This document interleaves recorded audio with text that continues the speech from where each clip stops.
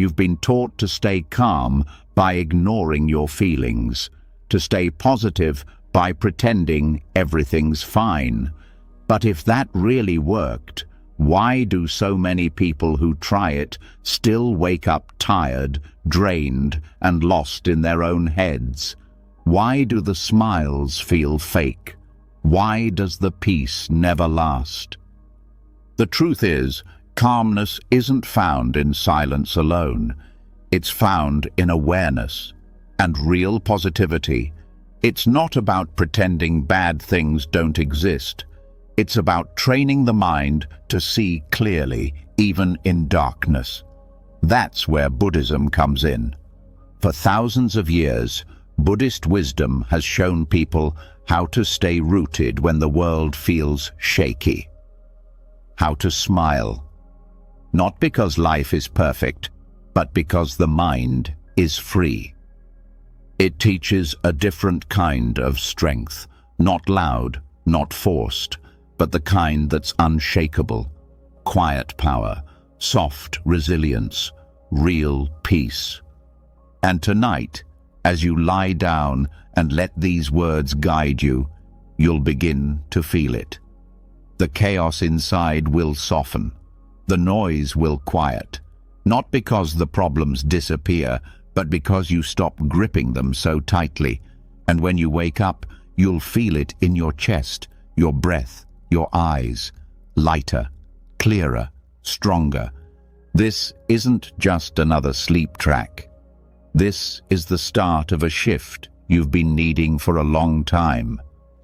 A return to the part of you that already knows how to stay calm, that already knows how to be happy for no reason at all. Are you ready? Let's begin.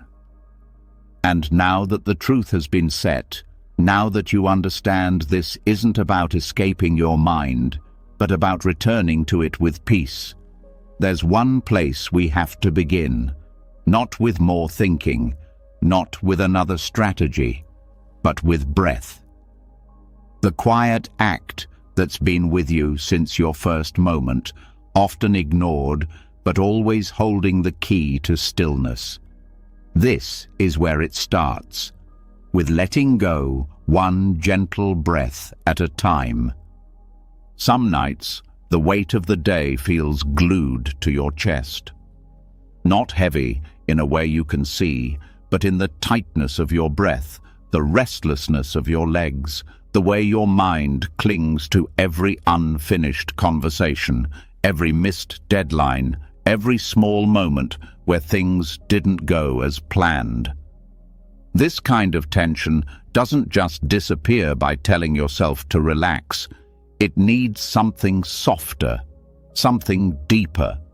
And in Buddhism, that answer begins with awareness of breath, not just as a function of the body, but as a doorway to release. Letting go doesn't mean erasing the past or pretending the day didn't happen. It means loosening your grip on it. The mind holds tight without even realizing it. It replays what went wrong. It argues with what already happened. It resists reality like it has the power to rewrite it. And all of that resistance gets stored, not just in thoughts, but in the nervous system, in the breath, in the way your shoulders rise just a little too high before bed. That's why Buddhist breath practice isn't about controlling the breath. It's about witnessing it, feeling it, trusting it to guide you back into presence. Because the truth is, the body already knows how to calm itself. It's wired for it. But most people never stop long enough to listen. As you lie in bed, the practice begins with noticing how you're breathing, not fixing it, just noticing. Is it shallow? Is it rushed? Is your body holding it like a question it's afraid to answer? That awareness alone starts to melt the tension. The breath, once noticed, starts to slow naturally. It deepens on its own. And as it does, something shifts. Not just in your lungs, but in your entire emotional system. Buddhist monks refer to this as non-grasping. The breath flows in, it flows out, and there's no clinging to either. Inhale without forcing, exhale without holding, and that rhythm, practiced gently, begins to teach the mind a new truth, that letting go isn't losing something. It's returning to what's real, here, now.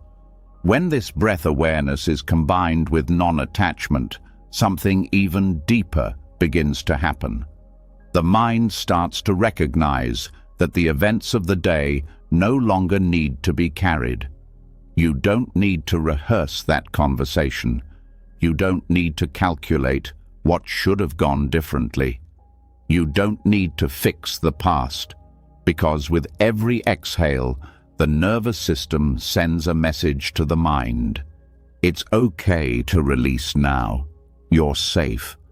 One of the most powerful Buddhist teachings on this comes from the Satipatthana Sutta, where mindfulness of breathing is presented not as a relaxation trick, but as a path to insight.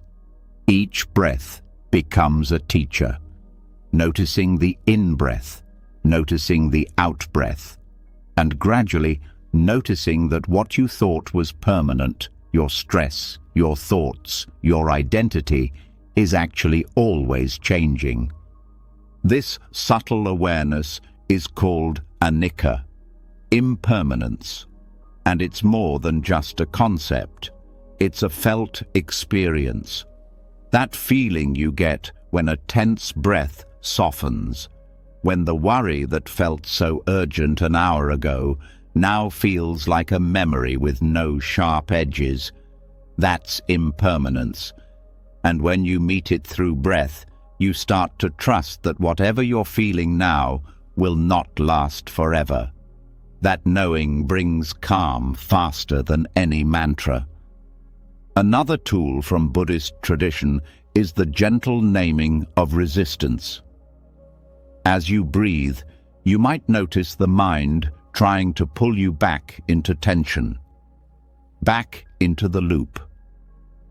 A thought about what someone said, a worry about tomorrow, a replay of something unfinished. Instead of fighting it, name it softly. Thinking, worrying, remembering, and return to the breath.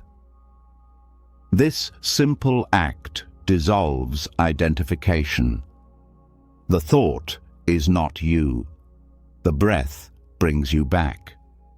What's interesting is that science now confirms what Buddhism has known for centuries. Deep, conscious breathing activates the parasympathetic nervous system, the body's natural brake pedal. It lowers cortisol. It slows the heart rate. It shifts the body out of fight or flight and into rest and digest. But what science can't fully capture is the spiritual dimension of that shift.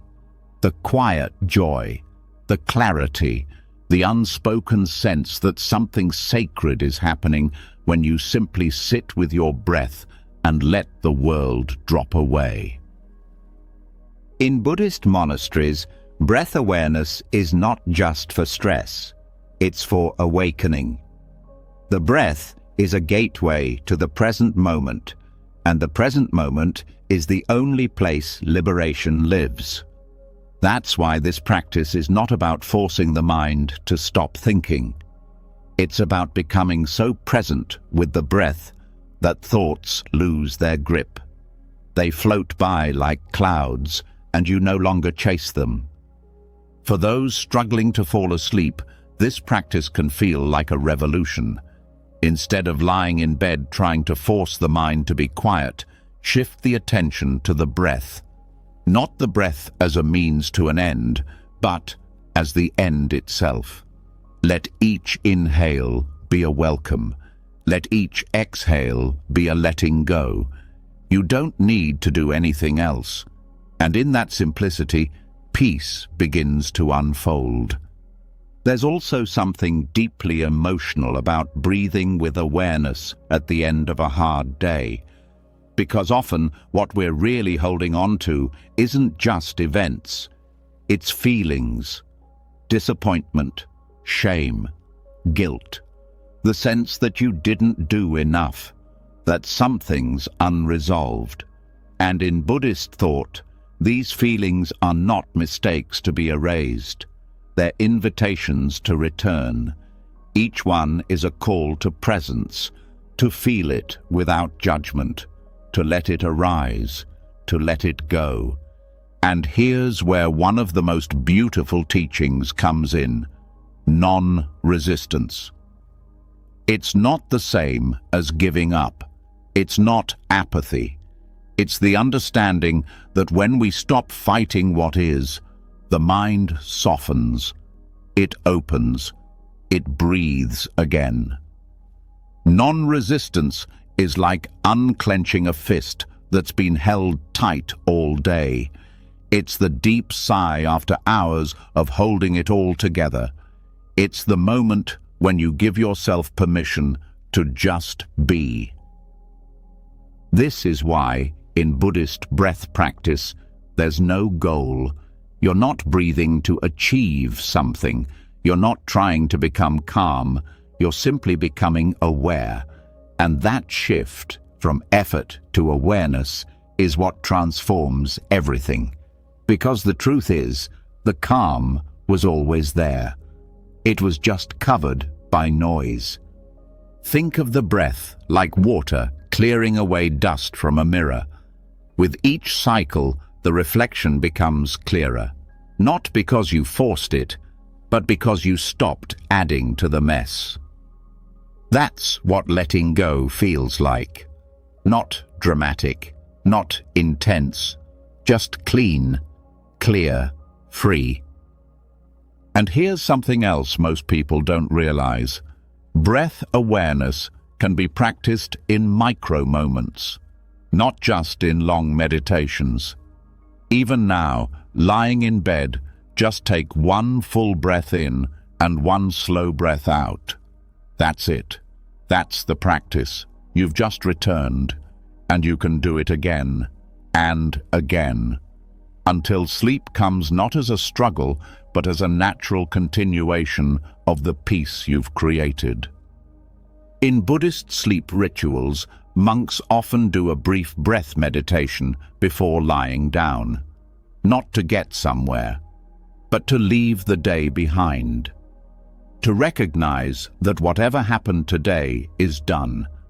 It belongs to the past. The breath now is new, fresh, alive, and with that breath, the body surrenders its grip, the mind releases its hold, and rest becomes a friend again. So, if your chest feels tight, let it rise and fall slowly. If your mind feels full, let it float in breath. If the day feels unfinished, trust that nothing is ever truly finished. And that's okay, because right now, you're not here to solve, you're here to soften, to release the sharp edges, to return to the part of you that doesn't need anything to be different in order to feel peace. That part of you has always known how to breathe. Once the breath returns, once the weight of the day begins to lift, and your mind is no longer gripping everything it cannot change, something subtle begins to surface. A kind of softness not created by relaxation alone, but by release. And in that release, there is a quiet joy, not loud, not chasing anything, not needing proof, just there, quietly glowing underneath everything. This is where we go next, into the kind of joy that doesn't chase. Most people have been trained to seek joy the same way they seek attention, success, or validation.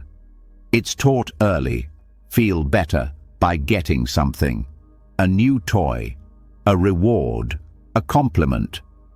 And so the mind, wired by habit, starts believing that joy only comes from things outside of it. That happiness must be earned or purchased or found in the next experience. But this belief becomes a trap, because the moment the joy wears off, the chase begins again. The next treat, the next hit of excitement, the next distraction. And over time, this constant seeking creates restlessness, a mind always reaching, never at peace, always chasing a high that fades the second it arrives. Buddhism speaks of a different kind of joy. It's called sukha. Not pleasure, not thrill, sukha. A calm, enduring inner gladness that doesn't rely on circumstances. It's not about the peak moment, but about the depth underneath it. Sukha doesn't surge, it sustains. It doesn't ask for more, it's already whole. And unlike temporary pleasure, it doesn't crash after rising. To understand sukha, you have to first see clearly what it's not. It's not the sugar rush of winning. It's not the laugh that masks a tired soul. It's not the scroll through hundreds of posts looking for something to make you feel alive. Those things are part of life, yes, but they don't last.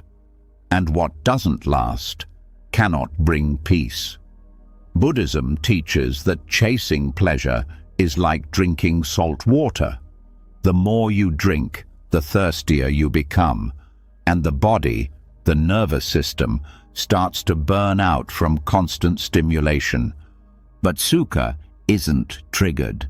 It's uncovered, like a calm lake revealed after the surface stops being stirred. And one of the most powerful teachings in the Buddhist path is that sukha is already present. It's just hidden under the noise of craving, the noise of comparison, the noise of wanting something different from what is. Craving is the first flame that burns away inner peace. It's the subtle voice that says, "This isn't enough." It might disguise itself as ambition, or self-improvement, or harmless preference, but at its root, it whispers, "Not yet, not here, not this." And so long as that voice is in charge, sukha cannot be felt. Because sukha lives in the opposite space, the space that says, "This is enough. This is already whole. I don't need more to feel joy." This shift from pleasure to sukha isn't about avoiding life. It's about experiencing it more fully.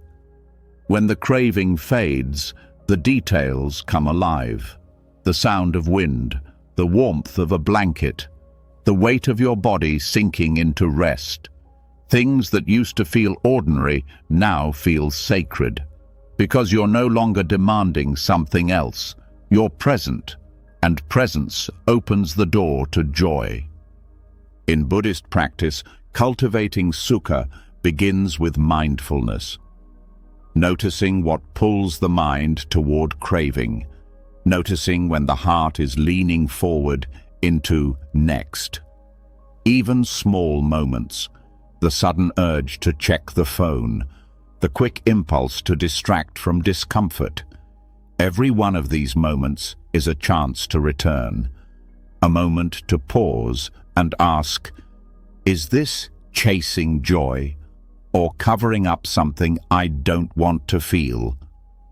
This question is powerful because it interrupts the cycle.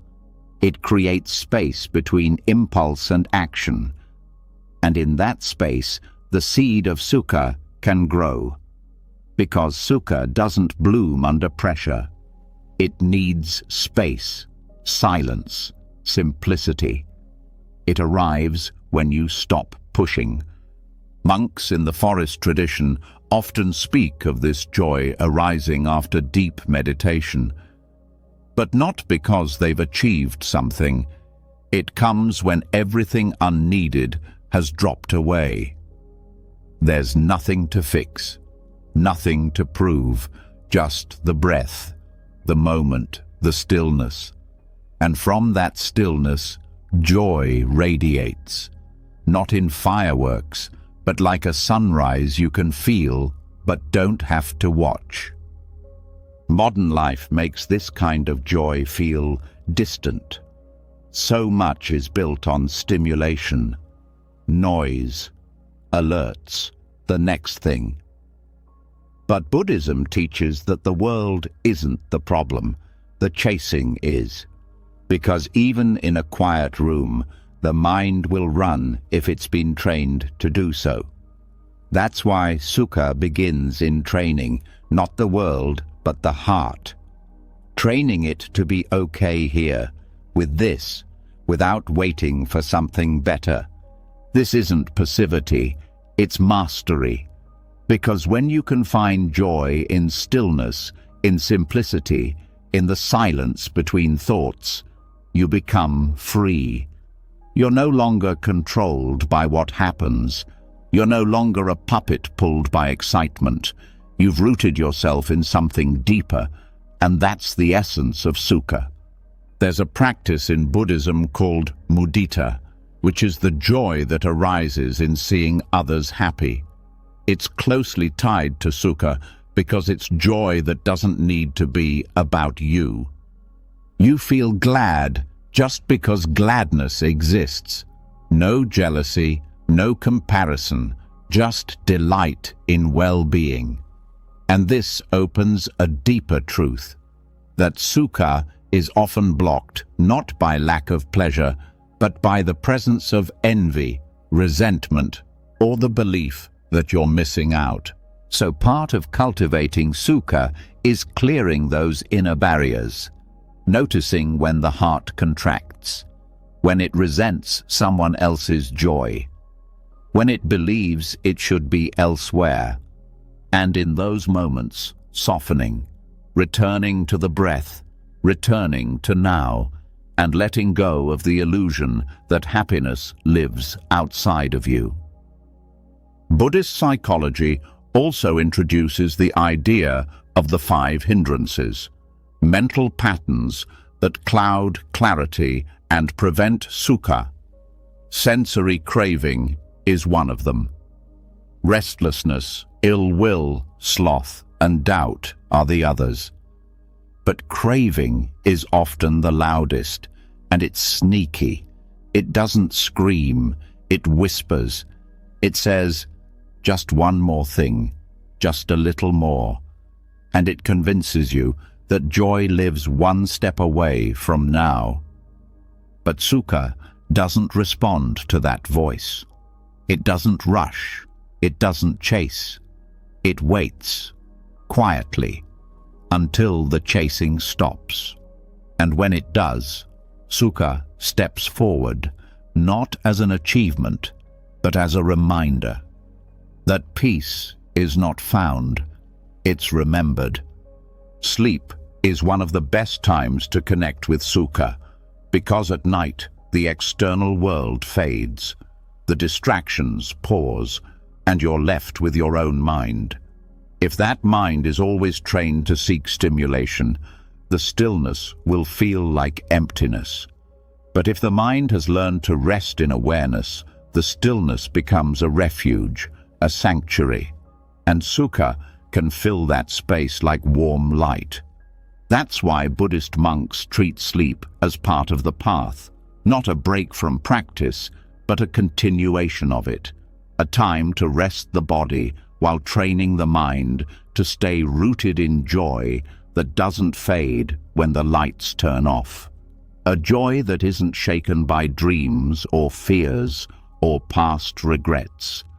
Just the calm presence of awareness resting in itself. And here's the most empowering part. Anyone can access this. You don't need to be advanced in meditation. You don't need a perfect environment. You just need the willingness to stop chasing, to stop believing the lie that something else will finally make you happy, and to start noticing the joy that's already here beneath all the striving. Each night before sleep is a chance to do this, to ask yourself gently, what am I chasing? And what if this moment, right now, is enough? That simple reflection can shift your whole nervous system. It can teach the mind that contentment isn't boring, it's healing. And over time, the heart begins to recognize that sukha isn't a retreat from life. It's the fullest experience of it. And when you wake up and the mind tries to run again toward tasks, toward goals, toward what's missing, you'll have a deeper place to return to. The quiet knowing that joy doesn't need to be hunted. It needs to be uncovered. And you already know the way. And once the heart begins to remember the kind of joy that doesn't chase, the kind that doesn't depend on outcomes or applause, a new kind of calm begins to rise. But to keep that calm steady, especially when life shifts or emotions surge, something deeper is needed. Not just inner joy, but balance, a grounded center that stays firm through the highs and the lows. This is where we turn to one of the most powerful teachings in all of Buddhism. Not about avoiding emotion and not about pretending to be okay. It's about equanimity, the middle path of mood. There's a quiet kind of strength that doesn't need to smile all the time. It doesn't need to be loud. It doesn't need to convince others it's fine. It's the kind of strength that knows how to stay with what's happening without clinging to the good or running from the bad. That's equanimity. And it's not just some spiritual ideal. It's the very foundation of emotional stability. The thing that holds you together when everything else tries to pull you apart. Most people have been taught to treat emotions like a roller coaster. When things go well, rise up, feel good, celebrate. When things go wrong, fall hard, collapse, worry, try to escape. But this constant up and down doesn't bring happiness. It brings exhaustion. Over time, the body starts to wear out from the emotional whiplash. The nervous system stops trusting peace because it's never consistent. And slowly, even the good moments become laced with anxiety because the mind knows they won't last. Buddhism offers a radical alternative. Not a numbness to life, not a denial of feelings, but a middle path. The ability to feel deeply without being swept away.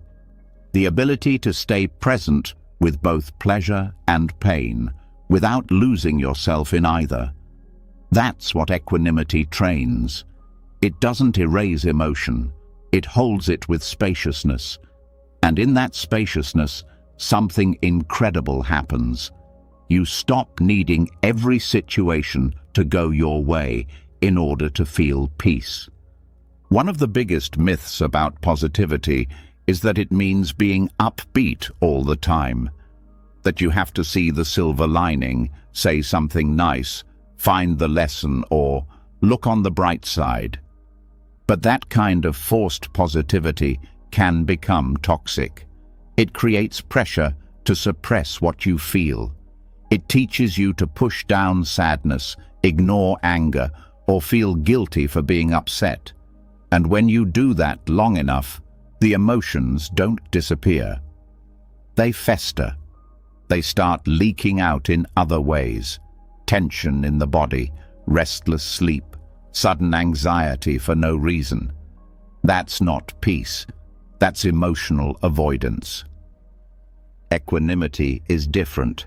It says you can be present with discomfort without needing to fix it. You can let joy arise without gripping it. You can allow grief to visit without letting it destroy your inner home. It's a posture of openness, not reaction, a willingness to be with what is, without adding extra layers of judgment or demand. To cultivate this kind of stability, the first step is mindfulness. Noticing what your mood is doing in real time. When things go your way, does the mind start to grasp? Does it whisper, "I hope this lasts"? That grasping is subtle fear, and it's the beginning of imbalance. On the flip side, when something hard happens, does the mind tighten? Does it say, "This shouldn't be happening"? That resistance is where suffering grows. Equanimity steps into both situations and says, "This too, this belongs." Not because it's pleasant, not because you enjoy it, but because it's part of life. And the more you push against reality, the more pain you create. So instead, return to the breath, feel what's here, and let go of the mental commentary trying to control the story. There's a phrase in Buddhism, the 8 worldly winds. They're pairs of opposites, gain and loss, praise and blame, pleasure and pain, fame and disrepute. The Buddha taught that these winds blow through every life, no matter how wise or strong you are. And if your peace depends on being blown in the direction you like, you'll never be steady. But if you can stay rooted while the winds blow, now that is real freedom. Think of a tree. When the wind picks up, the branches sway, but the roots hold firm. That's equanimity. You don't have to stop feeling, but your inner roots keep you from being uprooted. You respond with care, but not panic. You feel emotions fully, but you're not owned by them. Another part of this practice is understanding impermanence.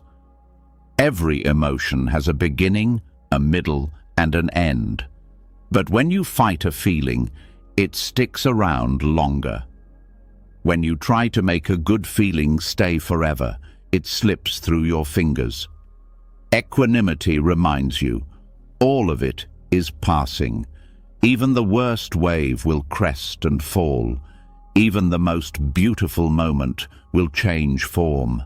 That's not tragic. That's life. And once you trust that rhythm, you no longer have to live in fear of what's next. This doesn't mean you don't care. Equanimity is not detachment in the cold sense. It's not indifference. It's fierce care without being consumed. You show up fully. You love deeply. But you know that clinging doesn't protect. It suffocates. And when you stop clinging, your love becomes freer. Your presence becomes deeper. Because you're not trying to bend life to your will. You're meeting it as it is. In meditation, equanimity is cultivated by sitting with whatever arises. Thoughts, sensations, emotions. You don't try to change them, you notice them. You say, "Ah, there's restlessness," or "there's sadness." And you watch it come and go. This non-reactive observation trains the nervous system to stop panicking when things change. Over time, it builds a calm that's not dependent on conditions. And that calm carries into daily life. Relationships become more peaceful because you don't need others to behave a certain way in order to be okay. Work becomes less stressful because success doesn't define your worth.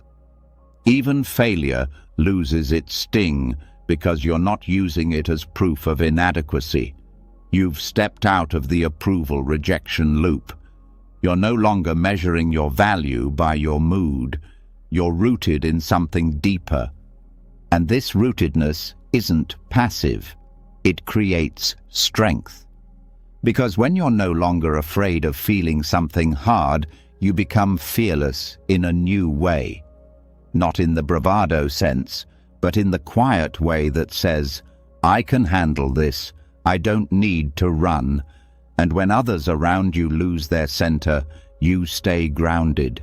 Your calm becomes a lighthouse, not just for yourself, but for others who are still caught in the storm.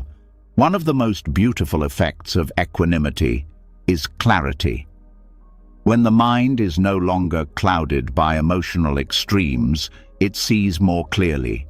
Decisions become wiser. Communication becomes kinder. Boundaries become cleaner. You're not reacting, you're responding. You're no longer driven by the fear of missing out, the fear of not being good enough, or the fear of feeling pain. You've made peace with all of it, and in that peace, your joy becomes deeper, not ecstatic, but stable, not flashy, but real.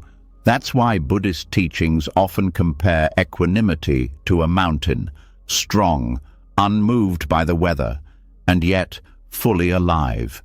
The mountain feels the rain, the sun, the snow, but it doesn't collapse, it holds, and you can hold too. To begin, start where you are. Notice your mood as you lie in bed. Is the mind restless, trying to hold on to the calm, wishing for a better feeling? Just observe. Don't try to change it. Label it gently and return to your breath. Feel the support of the bed. Let the body sink and remind yourself, this too, this is part of the path. And when you wake up tomorrow, life might offer you something pleasant or something difficult. But with equanimity, you no longer need to fear either one, because you're learning to hold it all with grace. And in that grace, there is power. The power to stay steady, the power to stay true, the power to live without the fear of losing your peace. That is the real gift of the middle path. It doesn't promise constant joy, but it offers something even better. A calm that no mood can break, a stillness that no chaos can shake, and a clarity that carries you through life, one breath at a time. And once the emotional waves have been steadied by equanimity, once the mind no longer rises and falls with every shift in mood, there's something else that begins to stir, something soft, something ancient. Beneath the need to control, beneath the effort to balance, there's a quieter longing, a longing to feel safe, to feel cared for, not just by others, but by the self.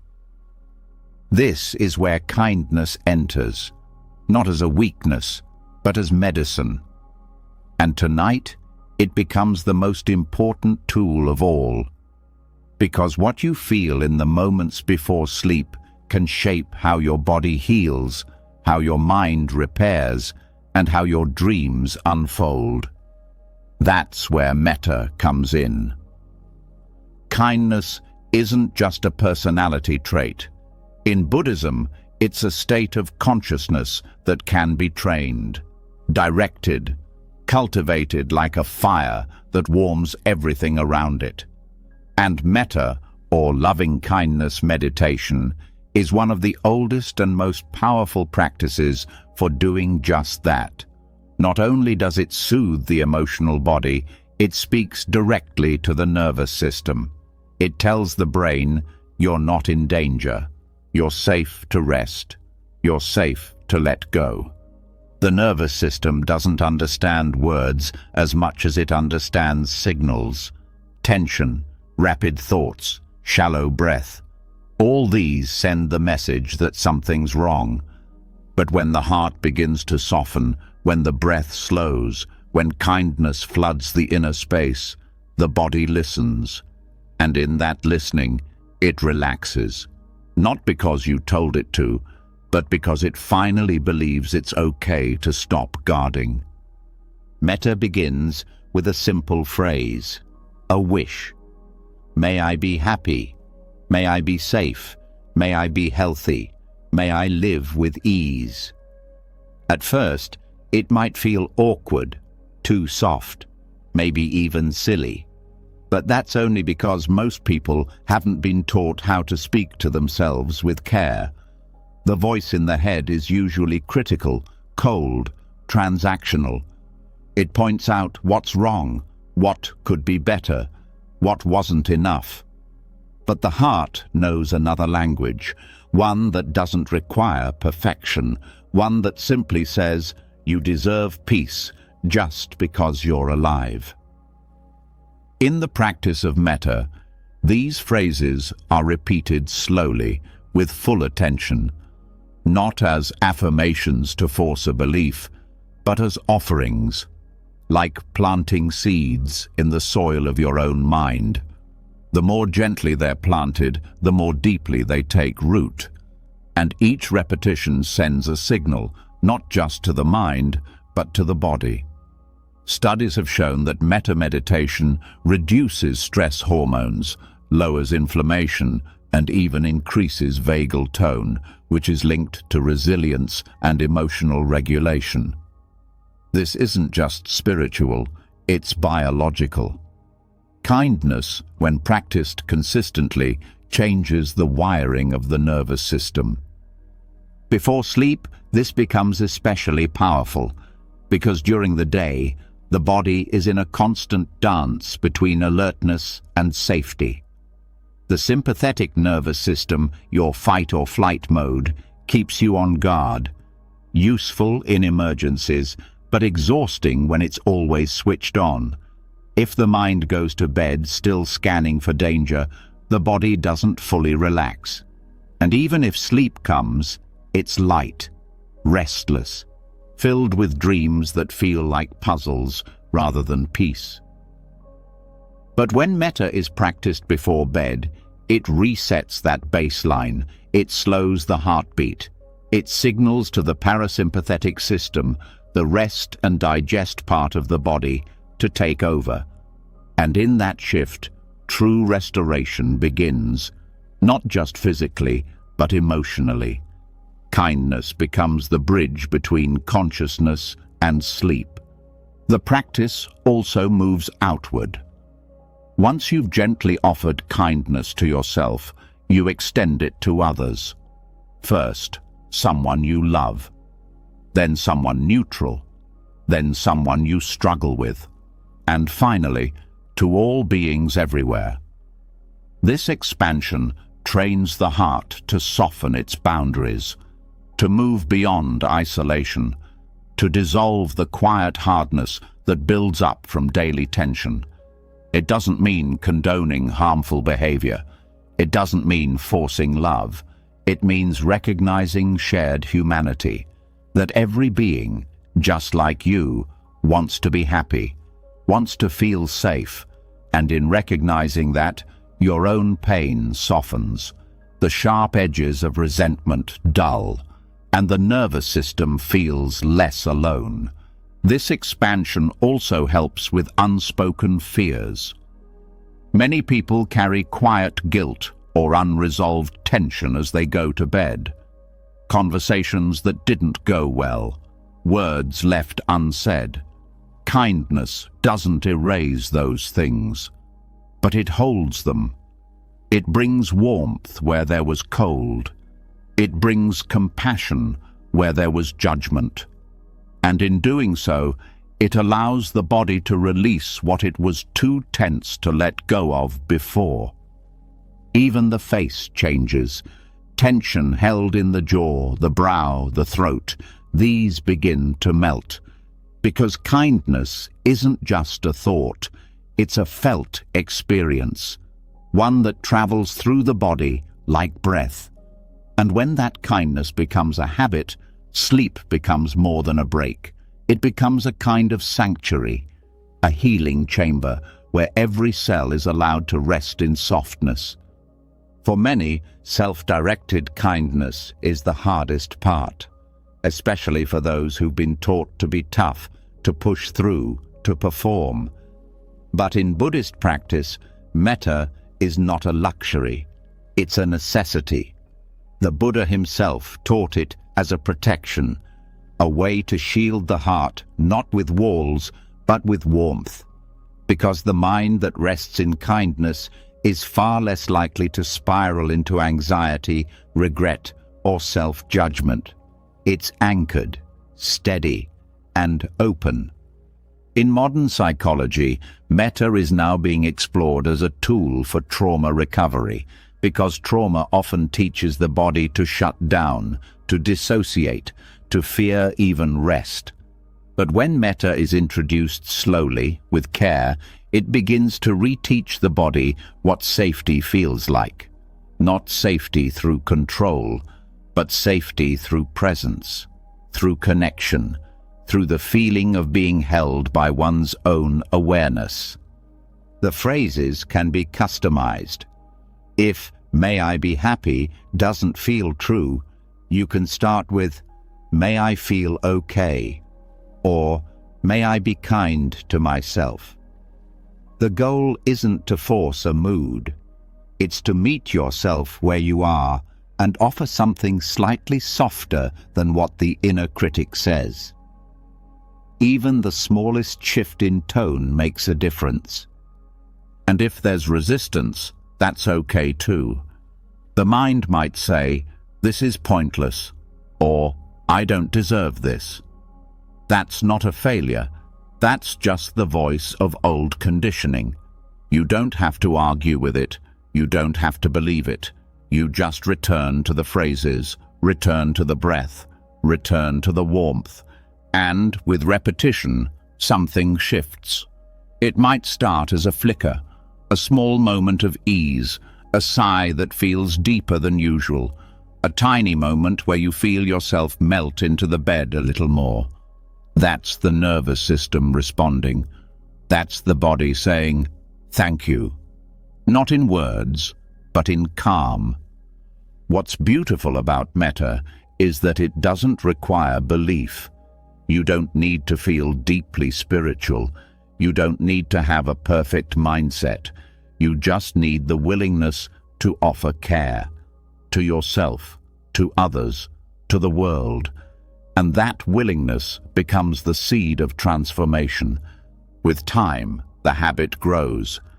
You might find yourself becoming less reactive during the day, less judgmental, more patient.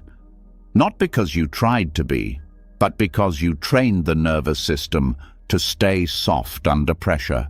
And that softness becomes strength, a strength that doesn't collapse, a strength that doesn't shut down, but holds.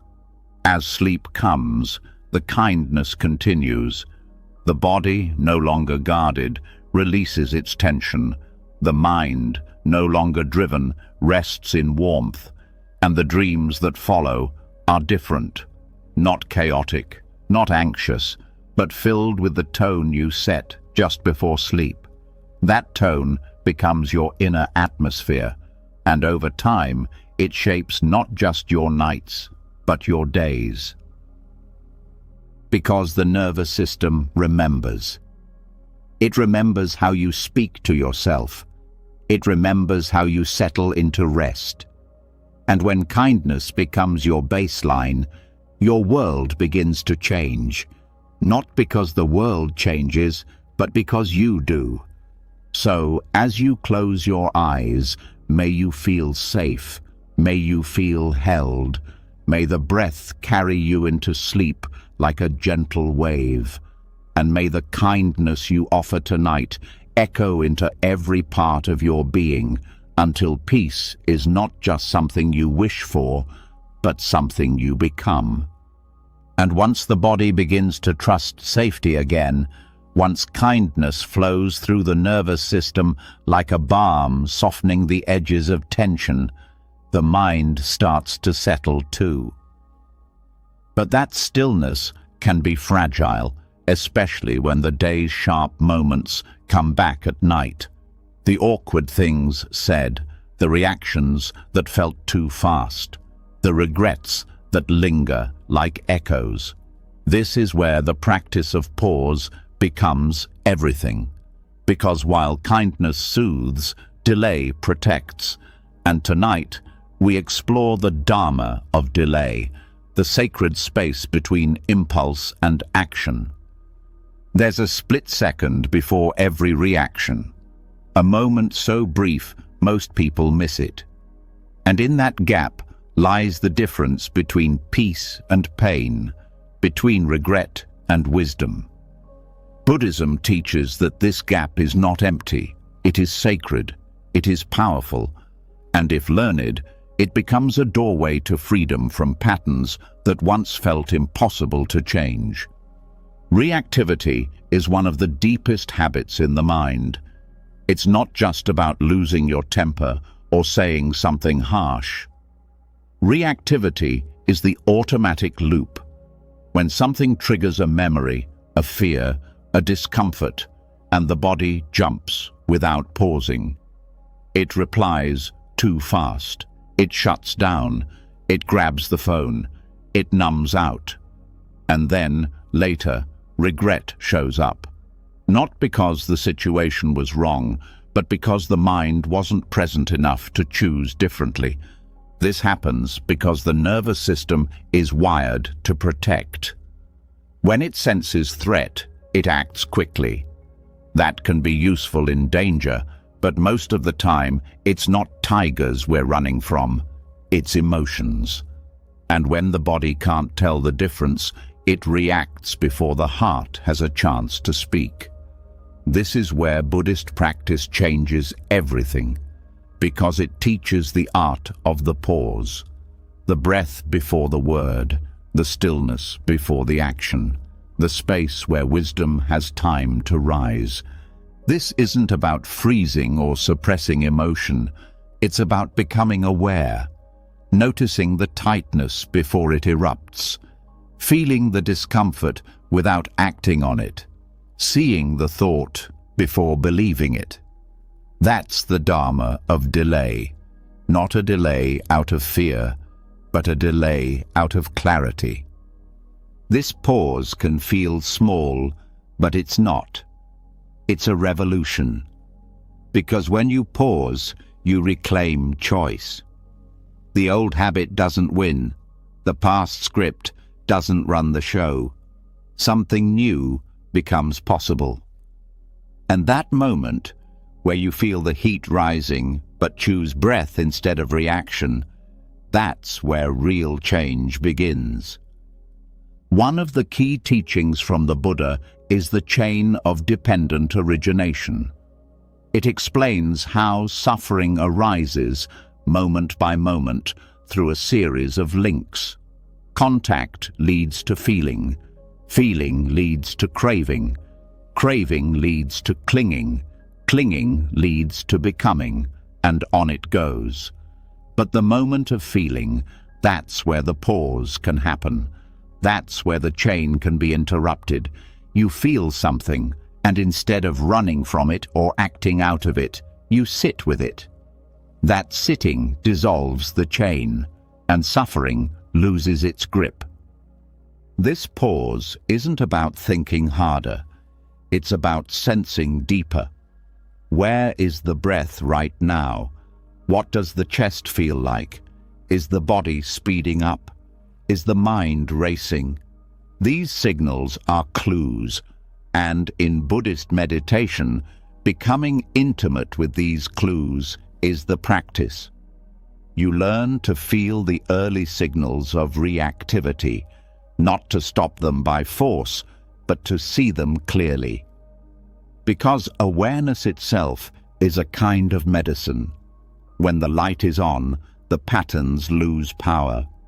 At night, when the body slows but the mind replays the day, the absence of pause becomes visible. You see where you rushed, where you snapped, where you avoided, and the mind tries to rework it, replay it, fix it. This is where overthinking thrives, in the ruins of reactions. But here's the secret. Regret doesn't bring healing. The past can't be rewritten, but the future can be prepared for. And every pause practiced now is a seed for different reactions tomorrow. Buddhist practice doesn't demand perfection. It offers compassion. So, when you reflect on moments you wish had gone differently, don't spiral into judgment. Use them as training. Rewind not to punish, but to understand. What was happening inside you? What belief got triggered? What emotion rose too quickly to hold? This reflection, done with care, trains the mind to spot those moments earlier next time, and each time you spot it sooner, the pause grows stronger. There's also a myth that reacting fast is a sign of strength, that speaking quickly, moving decisively, acting on impulse shows confidence. But Buddhism flips that story. True strength is in restraint, not in holding back out of fear, but in holding steady out of wisdom, in knowing that a word delayed can prevent a wound, that silence, when chosen, can speak volumes, that not every impulse deserves your energy. This kind of strength doesn't shout, it doesn't explain itself, it just waits, and in that waiting, it finds clarity. The training begins small. Notice when someone says something slightly annoying. Feel the heat rise. Don't act. Breathe instead. Let it pass. Maybe speak later. Maybe not at all. Notice when an urge to escape appears. Check your phone. Distract yourself. Criticize someone silently. Pause. Don't judge. Just feel the pull. Let it be there and breathe. Every one of these micro pauses rewires the brain. They teach the mind that it doesn't need to obey every impulse, that it can witness without reacting, that presence is more powerful than speed. Over time, the nervous system recalibrates. The default reaction becomes slower, softer, and in that space, deeper responses arise. Maybe a more thoughtful word, maybe a question instead of a defense, maybe just silence and a knowing smile. And these new responses change the world around you. Conflict lessens, misunderstandings drop, relationships deepen, because you're no longer adding fuel to every fire. At night, this pause practice becomes a powerful ritual. When thoughts rush in, when the mind replays moments, catch the pattern. Pause. Breathe. Say to yourself, that moment is gone. I can rest now. And return to the body. Feel the pillow, the covers, the breath. If regret rises, meet it with kindness. If anxiety stirs, meet it with space. Don't solve, just feel. This is where the nervous system learns to rest. Buddhist monks often speak of the pause as the place where insight lives, because it's only in stillness that truth can rise. And the more you pause, the more you see, not just what happened, but why. And this seeing isn't harsh. It's liberating, because it shows you that you're not stuck, that the loop can be broken, that the script can be rewritten one breath at a time. And what's most beautiful about this practice is that it doesn't require perfect silence or ideal conditions. You don't need to be in a temple. You don't need hours of free time. You just need presence.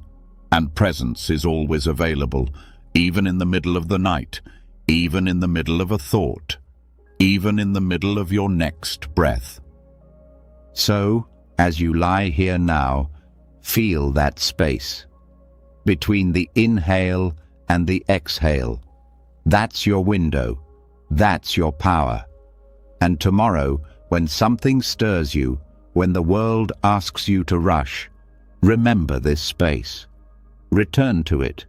Let it hold you long enough to choose something wiser. This is the Dharma of delay, a simple, sacred pause, and from it, everything can change. And once the habit of pause begins to take root, once you learn to interrupt the cycle and breathe between impulse and action, a deeper question begins to surface. What exactly is being clung to? Why does the mind hold so tightly to control, to outcome, to approval, to stories that hurt? The ability to pause opens the door to something even more transformative, learning to loosen the grip completely, not to give up, but to let go in a way that brings peace without disconnecting from life.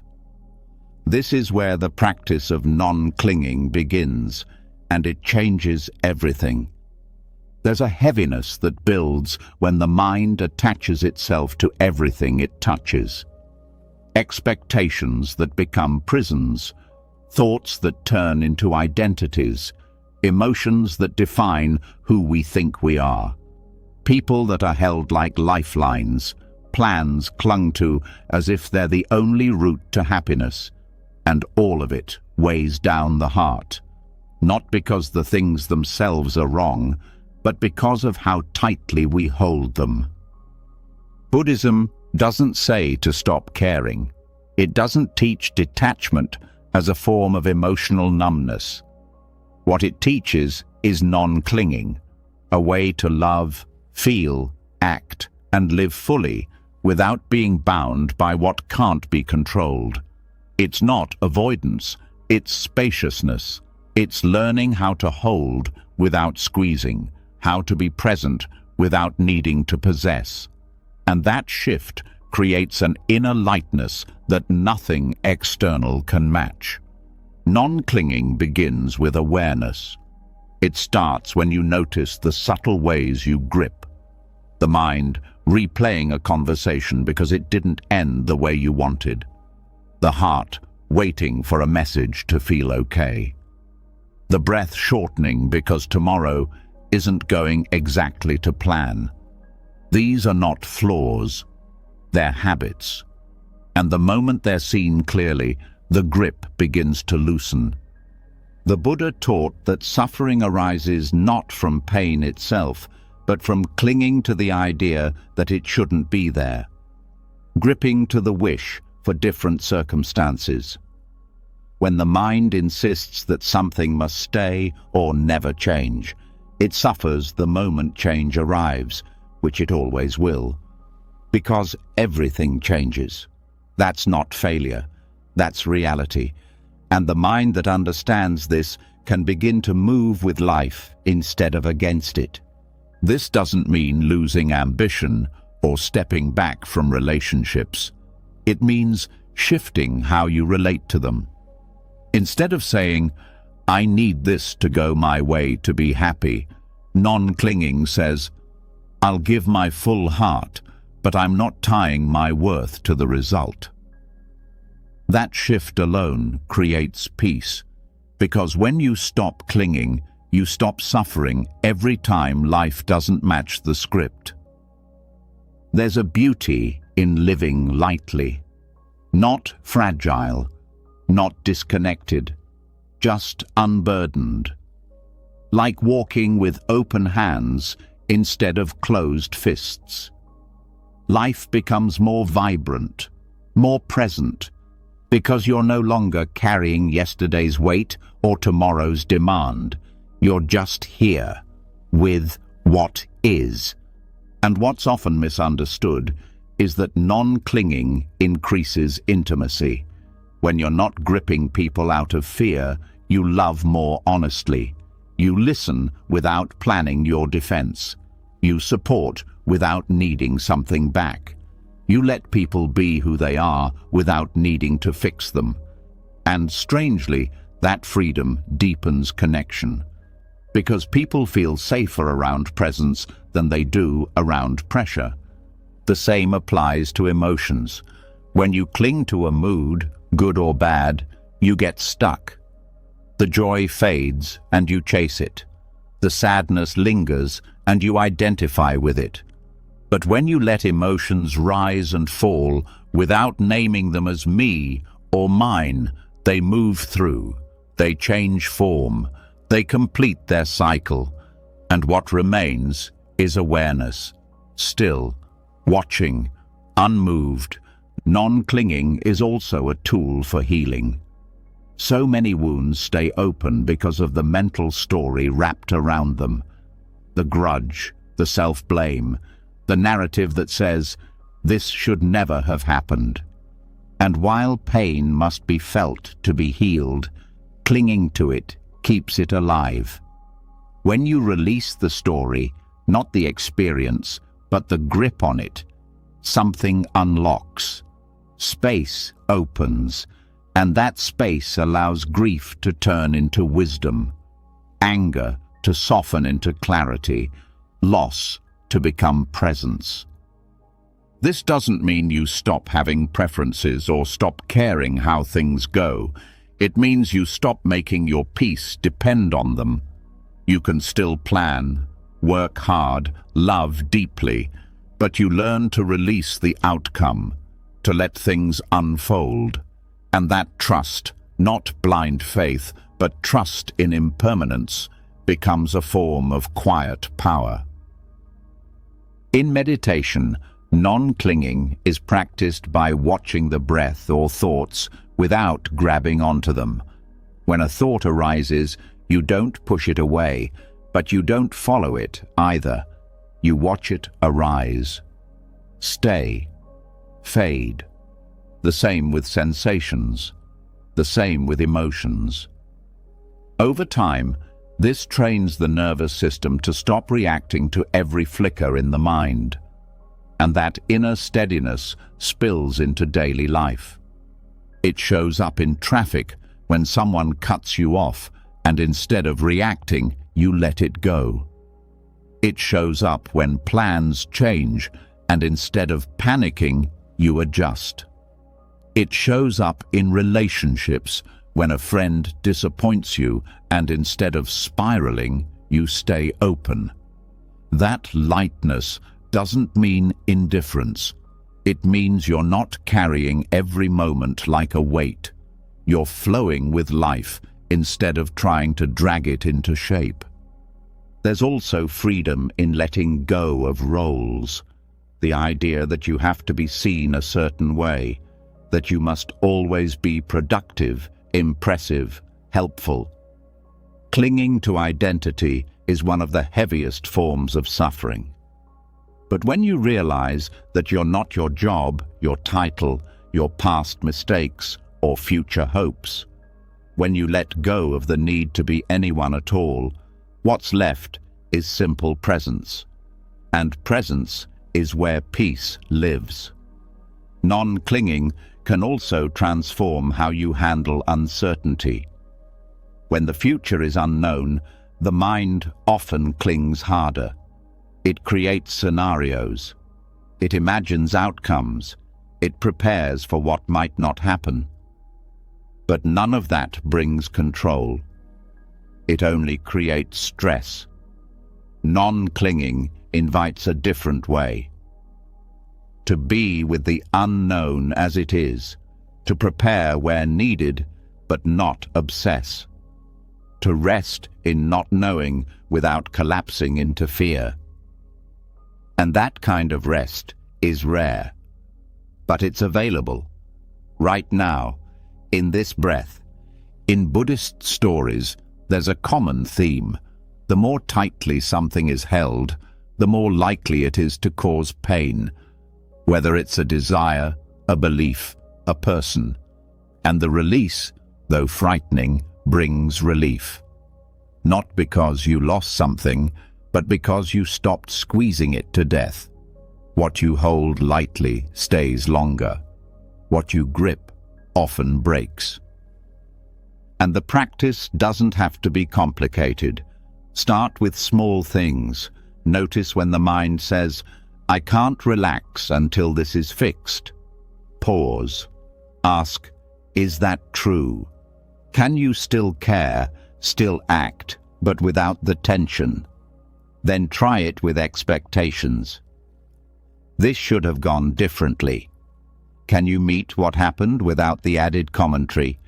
Each time you let go, you gain something, not more things, but more space, more calm, more freedom. At night, as you prepare for sleep, this practice becomes even more powerful, because the mind often brings all its clinging with it, unfinished plans, unresolved emotions, unmet desires, and the body feels that weight. But you don't have to solve everything before sleep. You can release your grip. Say to yourself, not now, I can rest without answers, and return to the breath. Return to the softness of this moment. That single gesture is non-clinging in motion.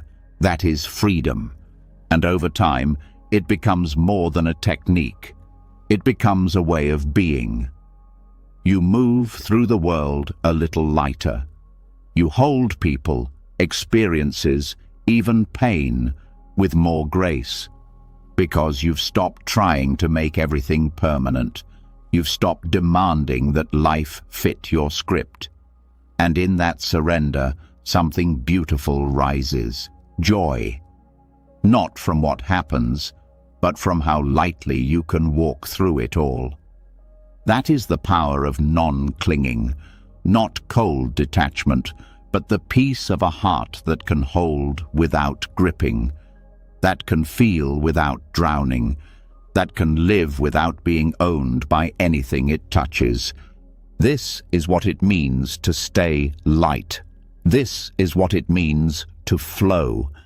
And once the grip is loosened, once you've stopped clinging to what you thought needed to stay in place, emotions start to move differently. They're not blocked, they're not clutched, they're not exaggerated or pushed away. They begin to move through like they were always meant to. And in that movement, something else becomes clear. It was never about getting rid of feelings. It was about learning how to see them for what they are, not as facts, not as identities, but as weather, temporary, shifting, and completely natural. This next practice teaches the mind how to see emotions not as who you are, but as passing experiences in a much bigger sky. There are days when it feels like sadness is not just a feeling, but your entire identity. When anxiety doesn't just pass through, it becomes the lens through which the world is seen. The thought that it's temporary gets lost, and instead it feels permanent, defining, consuming. That's the danger of identification. The moment the mind says, I am angry, instead of anger is present, it merges with the emotion. The emotion isn't just happening, it becomes personal. And from that place, it's hard to see clearly, hard to act wisely, hard to feel hope. Buddhism offers a radical shift in perception. It teaches that emotions are not the problem. Misunderstanding them is. When you believe that every mood defines your truth, suffering begins. But when you see emotions as weather, clouds, wind, rain, sunlight, mist, passing through the open sky of awareness, they lose their grip. They're still felt, still honored, but they no longer own you. And in that space, peace returns. Not because the emotion disappeared, but because you stopped mistaking it for who you are. This practice is called non-identification, and it begins with awareness, noticing when the mind grabs onto a feeling and gives it a name. I'm depressed. I'm a mess. I can't handle this. These statements feel true, but they aren't. What's true is this. A wave of sadness is here. A surge of fear is rising. A tightness is moving through the chest. That's honest. That's direct. And it creates space between you and the emotion. In that space, freedom is born. The mind tends to narrate everything it feels. And those narratives get sticky, especially when they're built from the past. This always happens. I'll never be okay. Something's wrong with me. But these thoughts aren't truth. They're habits, stories that formed long ago. And when emotions rise, the mind pulls out the same script. Non-identification means recognizing the script, but not believing it. Seeing the emotion, but not becoming it. When you start to view emotions as weather, something shifts in the body. A storm of anger might pass through, but you don't tense around it. A fog of doubt might cloud your mind, but you don't panic. You just stay open, let it pass. Just like clouds never damage the sky, emotions can't damage awareness. The sky doesn't cling to sunlight or resist the storm. It holds both. That's what your awareness can learn to do. This doesn't mean disconnecting from emotions. It means feeling them fully without being consumed. If sadness arises, you let it rise. You notice where it lands in the body. You feel it fully, but you don't claim it. You don't say, I am this. You say, sadness is here. And even as you feel it deeply, there's still part of you that's watching, steady, open, unmoved. That part is the sky. And the more you learn to rest there, the less afraid you are of any weather that comes. In meditation, this is practiced by labeling, noticing a sensation, a thought, or an emotion, and naming it softly, thinking, feeling, worrying, grieving. The label isn't to judge, it's to witness, and in that witnessing, you shift from identification to observation. It's a subtle move, but it changes everything, because now you're not the storm, you're the sky that allows it. One of the most common obstacles in emotional healing is the belief that strong feelings mean something is wrong, that anger means failure, that grief means brokenness, that fear means weakness. But in Buddhist psychology, emotions are not problems, they're messages, weather passing through. Each one carrying something, energy, memory, unmet needs, truth. And when you let them pass without clinging or resisting, they complete their cycle. They leave behind insight instead of damage. There's a teaching in Buddhism called Vedana, feeling tone. It's the immediate sense of pleasant, unpleasant, or neutral that arises with every experience. And it's what leads to craving or aversion. When something feels unpleasant, the mind clings to relief. When something feels pleasant, the mind clings to more. But when you observe the feeling tone without grabbing it, without pushing it away, it passes. You feel the discomfort, you witness the urge to react, and you stay. And in that staying, the emotion transforms. This is why non-identification isn't suppression. It's the opposite. It's allowing the emotion without building an identity around it. It's recognizing that every emotion is impermanent. No feeling stays forever. And when the mind stops feeding it with stories, the emotion begins to dissolve. Like rain that falls, softens the ground, and disappears. At night, this practice becomes especially important, because in the quiet, old emotions tend to rise. Regret, loneliness, fear. They drift in like mist, subtle but heavy. And the mind wants to make them mean something, wants to say, this feeling is proof of something terrible. But it's not. It's just weather. Let it come. Let it pass. You don't need to figure it out. You don't need to fight it. Just watch. And if the emotion feels too strong, come back to the breath. Anchor in the body. Feel the blanket. Feel the weight of the moment. Let the storm pass through you, not become you. That choice, moment by moment, is the practice. And every time you make it, the mind grows stronger. The heart grows wiser.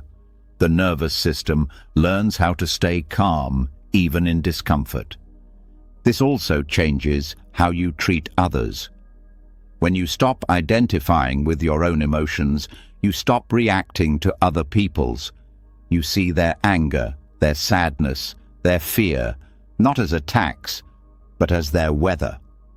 You don't take it personally. You don't have to fix it. You just hold space. And in that space, real connection can grow. Non-identification is not emotional distance. It's emotional wisdom. It means you feel deeply, but don't collapse. You experience waves of grief, joy, frustration, tenderness, but you remain the ocean, deep, vast, aware. And the more you rest in that awareness, the less you fear any emotion that rises. This practice also protects your peace, because once you stop being defined by emotion, you stop chasing the good ones and fearing the bad. You don't live for the high, you don't collapse in the low. You stay steady, clear. You stop riding the waves and start witnessing the tide. And that steadiness becomes a gift, not just for you, but for everyone around you. You become the calm in the room, the grounding force in the storm, not because you're unaffected, but because you've stopped believing that every emotion needs to become a crisis. The sky has room for all of it. So do you.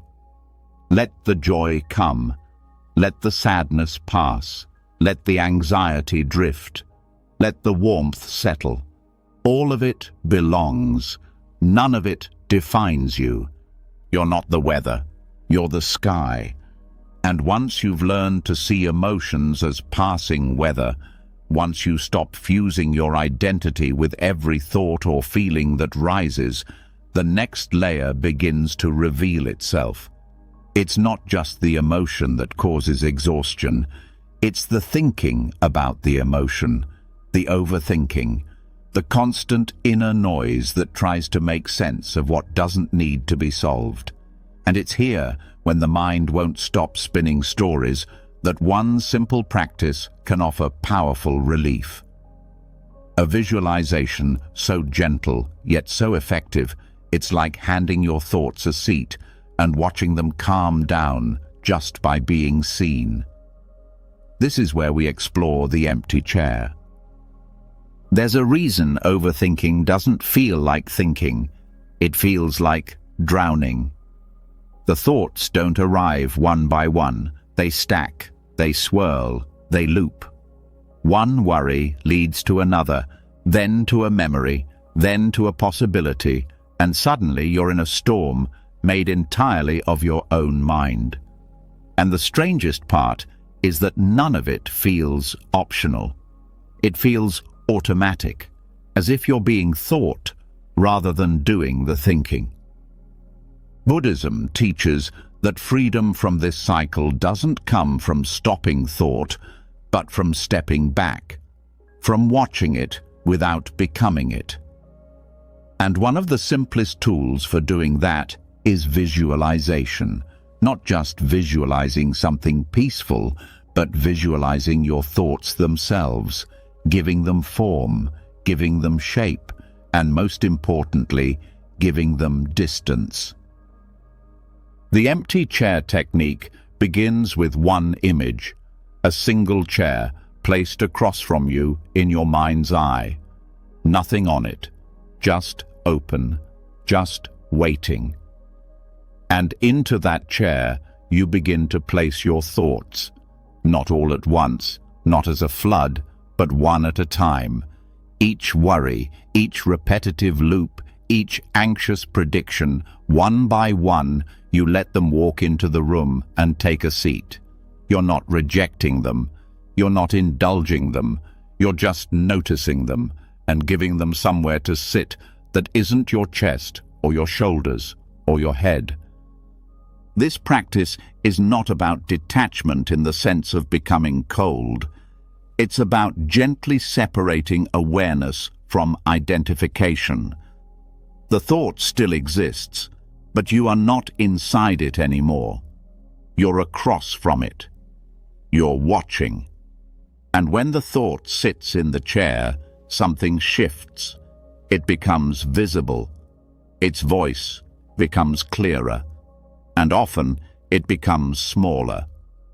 Most overthinking is powered by fusion, the belief that the thought is you. That if you're thinking it, it must be true, important, urgent. But when the thought is placed in the chair, it becomes what it always was, just a visitor, not a command, not a prophecy, not a fact, just a guest. And the more you watch it, the more it reveals itself. Maybe it's fear pretending to be logic. Maybe it's an old belief resurfacing as worry. Maybe it's just noise with nowhere to go. You don't need to interrogate the thought. You don't need to fix it. You just watch. And if it gets up and leaves, let it go. If another one walks in, let it sit. You remain the witness, steady, kind, unmoving. This act of visual placement trains the mind to relate differently to its contents. No longer caught inside the narrative, you're now the host, not the participant. This practice also speaks directly to the nervous system. Because when overthinking begins, the body often tightens. Shoulders rise, breath shortens, muscles clench. But when you visualize placing the thought outside of yourself, the body responds. It loosens. The breath deepens. Because the body believes the danger is being addressed, even if just symbolically. And in many ways, it is. You're honoring the mind's activity without obeying its every signal. One of the most helpful ways to deepen this practice is to give the thought a shape, a color, a posture. Let it become visible. What does your fear look like? How does your self-doubt sit in the chair? Is it slumped, rigid, pacing? This isn't just imagination, it's intimacy. You're learning the habits of your own mind by giving them space to be seen.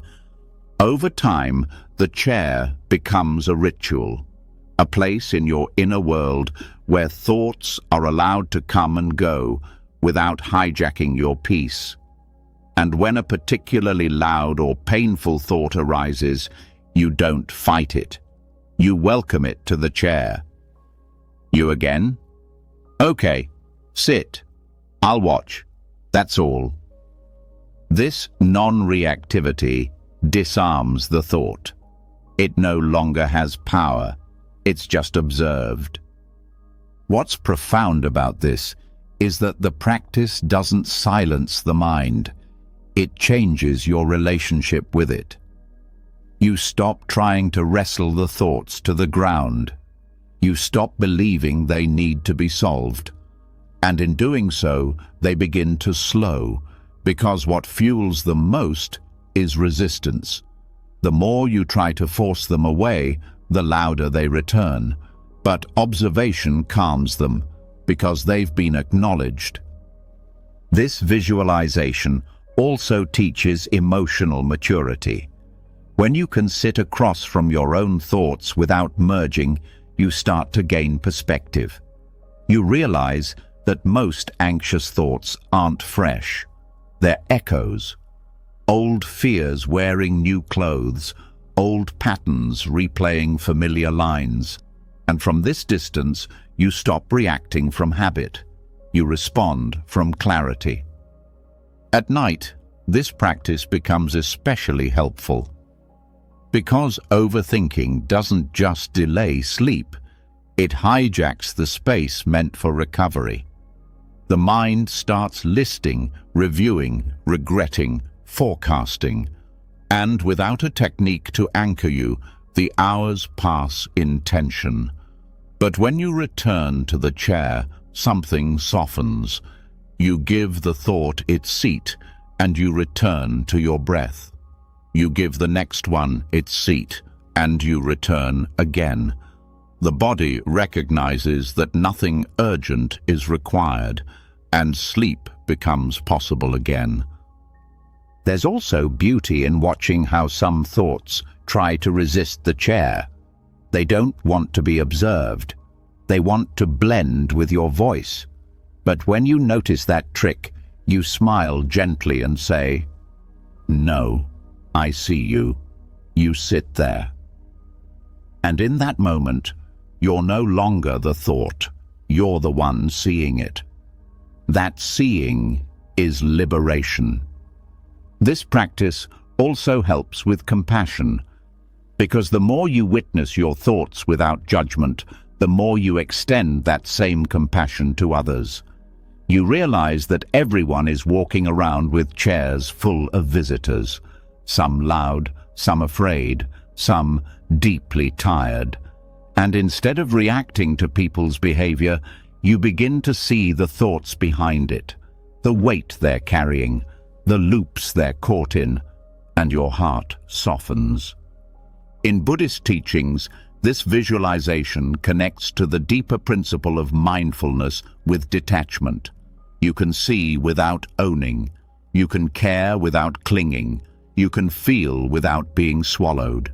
And that balance creates space for rest, for reflection, for wisdom to arise. The empty chair is not just a trick. It's a training, a way of saying to the mind, "I hear you, but I'm not defined by you. I see you, but I don't need to obey." And the more often you practice, the stronger that muscle becomes.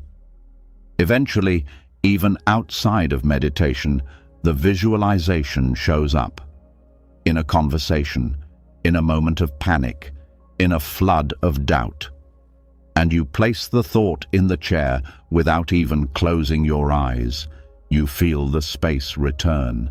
You feel the breath deepen, and your presence reclaims the moment. You don't need to empty the mind.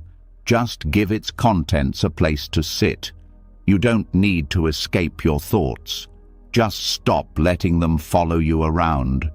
Let them have their chair, and let yourself rest. And after watching the thoughts take their seats, after separating from the loops that once pulled you in without mercy, there's finally room to feel what's been waiting underneath all along. The silence that doesn't feel empty.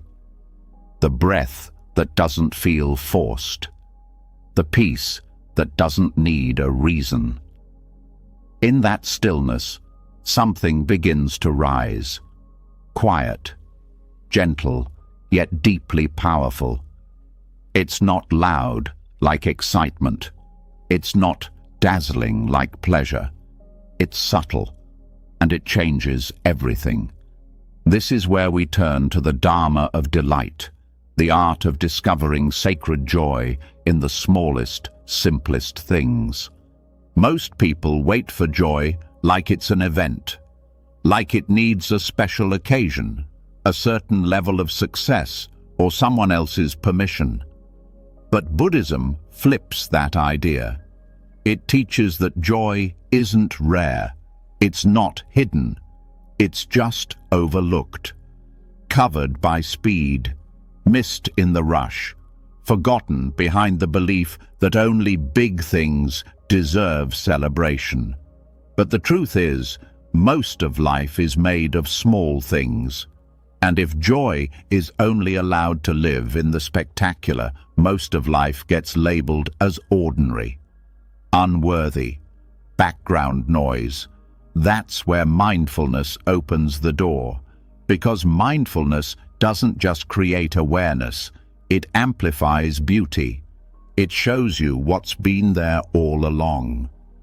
The Dharma of delight is a way of seeing, not changing what you do, but how you see what you're doing. It's walking to the kitchen and feeling the warmth of the floor under your feet. It's brushing your teeth and really tasting the mint. It's sipping water and noticing how it meets your thirst. These things sound small, but small is the doorway, not because they're dramatic, but because they're real. And the more the mind learns to rest in them, the more it learns that joy doesn't need to be earned, it just needs to be noticed. The Buddha taught that joy, piti, and happiness, sukha, are natural outcomes of a mind at ease. They're not goals, they're signs. When the mind is not agitated, not reaching, not pushing, these qualities begin to appear, not in fireworks, but in the sparkle of the ordinary. That sparkle is what this practice trains you to see. This doesn't mean pretending everything is fine or forcing a smile through discomfort. It means training the eyes of awareness to catch the moments the untrained mind misses. It means learning how to stop for 5 seconds and really feel the wind on your skin, the rhythm of your steps, the texture of the sunlight on your hands. These details aren't trivial. They're the fabric of your life. And each one, when met with mindfulness, becomes a seed of joy. Most people have joy habits that rely on achievement. Finish something, buy something, earn something, then maybe feel good. But these habits are built on delay. They teach the nervous system that joy is a reward, something that comes after. But the Dharma of delight removes the delay. It says, joy is available now, in this breath, in this second, in this very place you're already standing. This kind of joy has nothing to do with excitement. It's not dopamine-based. It's not about stimulation. It's about resonance, a subtle alignment between the heart and the moment, where the mind isn't leaning forward or falling backward. It's just here. And in that here-ness, something warm opens. That warmth is the delight. And it comes not from what's happening, but from how fully you're meeting it. When mindfulness rests on a small moment, the moment expands. A bite of food becomes a full experience. The sound of a bird becomes a song. The smile of a stranger becomes a soft echo that lingers in your chest. None of these things need to last. That's not the point. The point is that they're seen, felt, honored, and when they are, they leave behind a subtle trace of joy. In Buddhist teachings, this joy is not just pleasant, it's spiritual. It prepares the mind for insight. A joyful mind is more open, more flexible, more able to see clearly. Joy softens the inner world so that truth can be heard without resistance. That's why this practice isn't indulgent. It's essential. You're not chasing pleasure. You're uncovering joy that already lives in the world you walk through every day. But this takes training, because the mind is used to skipping. It wants to get to the next thing. And even when things are good, it wonders how long it will last. That habit of scanning, judging, predicting, that's what blocks delight. So the practice is to interrupt the scan, to gently say, this moment is enough. and stay with it, even for a breath, even for 3 seconds. That staying is where joy enters. There's also a teaching in Buddhism that says joy is contagious, not just socially, but inwardly. When you touch one joyful moment, the next is easier to see, and the next, until eventually the mind starts looking for what's good instead of what's missing, not out of denial, but out of balance. Because joy isn't about ignoring pain, it's about remembering that pain isn't all there is. You can practice this with anything: washing your hands, making your bed, opening a window. Each action becomes a ritual, a mini offering to awareness. And when you bring your full presence to it, something always reveals itself. A sound, a smell, a temperature, a sensation, something that was always there but hidden behind distraction. And when it's seen, the nervous system shifts, the shoulders drop, the breath settles, and the heart smiles without reason. The Dharma of delight is not limited to quiet moments either. It can show up in chaos, in laughter during hard times, in a deep breath in the middle of noise, in a moment of connection when everything else is falling apart. This joy is not fragile, it's resilient. It doesn't wait for things to be perfect. It rises through imperfection. At night, this practice becomes a gentle guide into rest. Instead of replaying the day's worries, the mind is invited to remember small joys: a warm shower, a kind word, a funny moment, a peaceful pause. You let the body feel them again, not to escape the hard parts, but to give equal space to the good. This balance teaches the brain to rest in gratitude instead of scanning for danger. And the sleep that follows is deeper, not because the world changed, but because your attention did.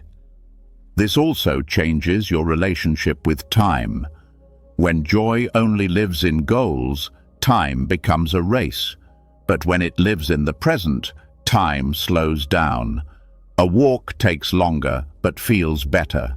A conversation stretches, but carries more meaning. Even silence becomes something to be with, not run from.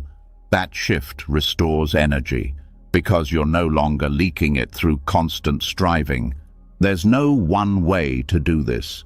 The practice is personal. For some, it's noticing the way light hits the wall. For others, it's the rhythm of footsteps, or the feeling of clothes on skin, or the comfort of a daily ritual. The content doesn't matter. The awareness does, because it's not the moment that creates the joy.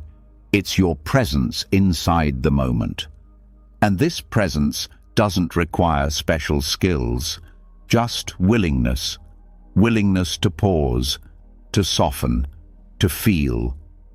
Even when it seems pointless, even when the moment seems too small to matter, because that's the secret.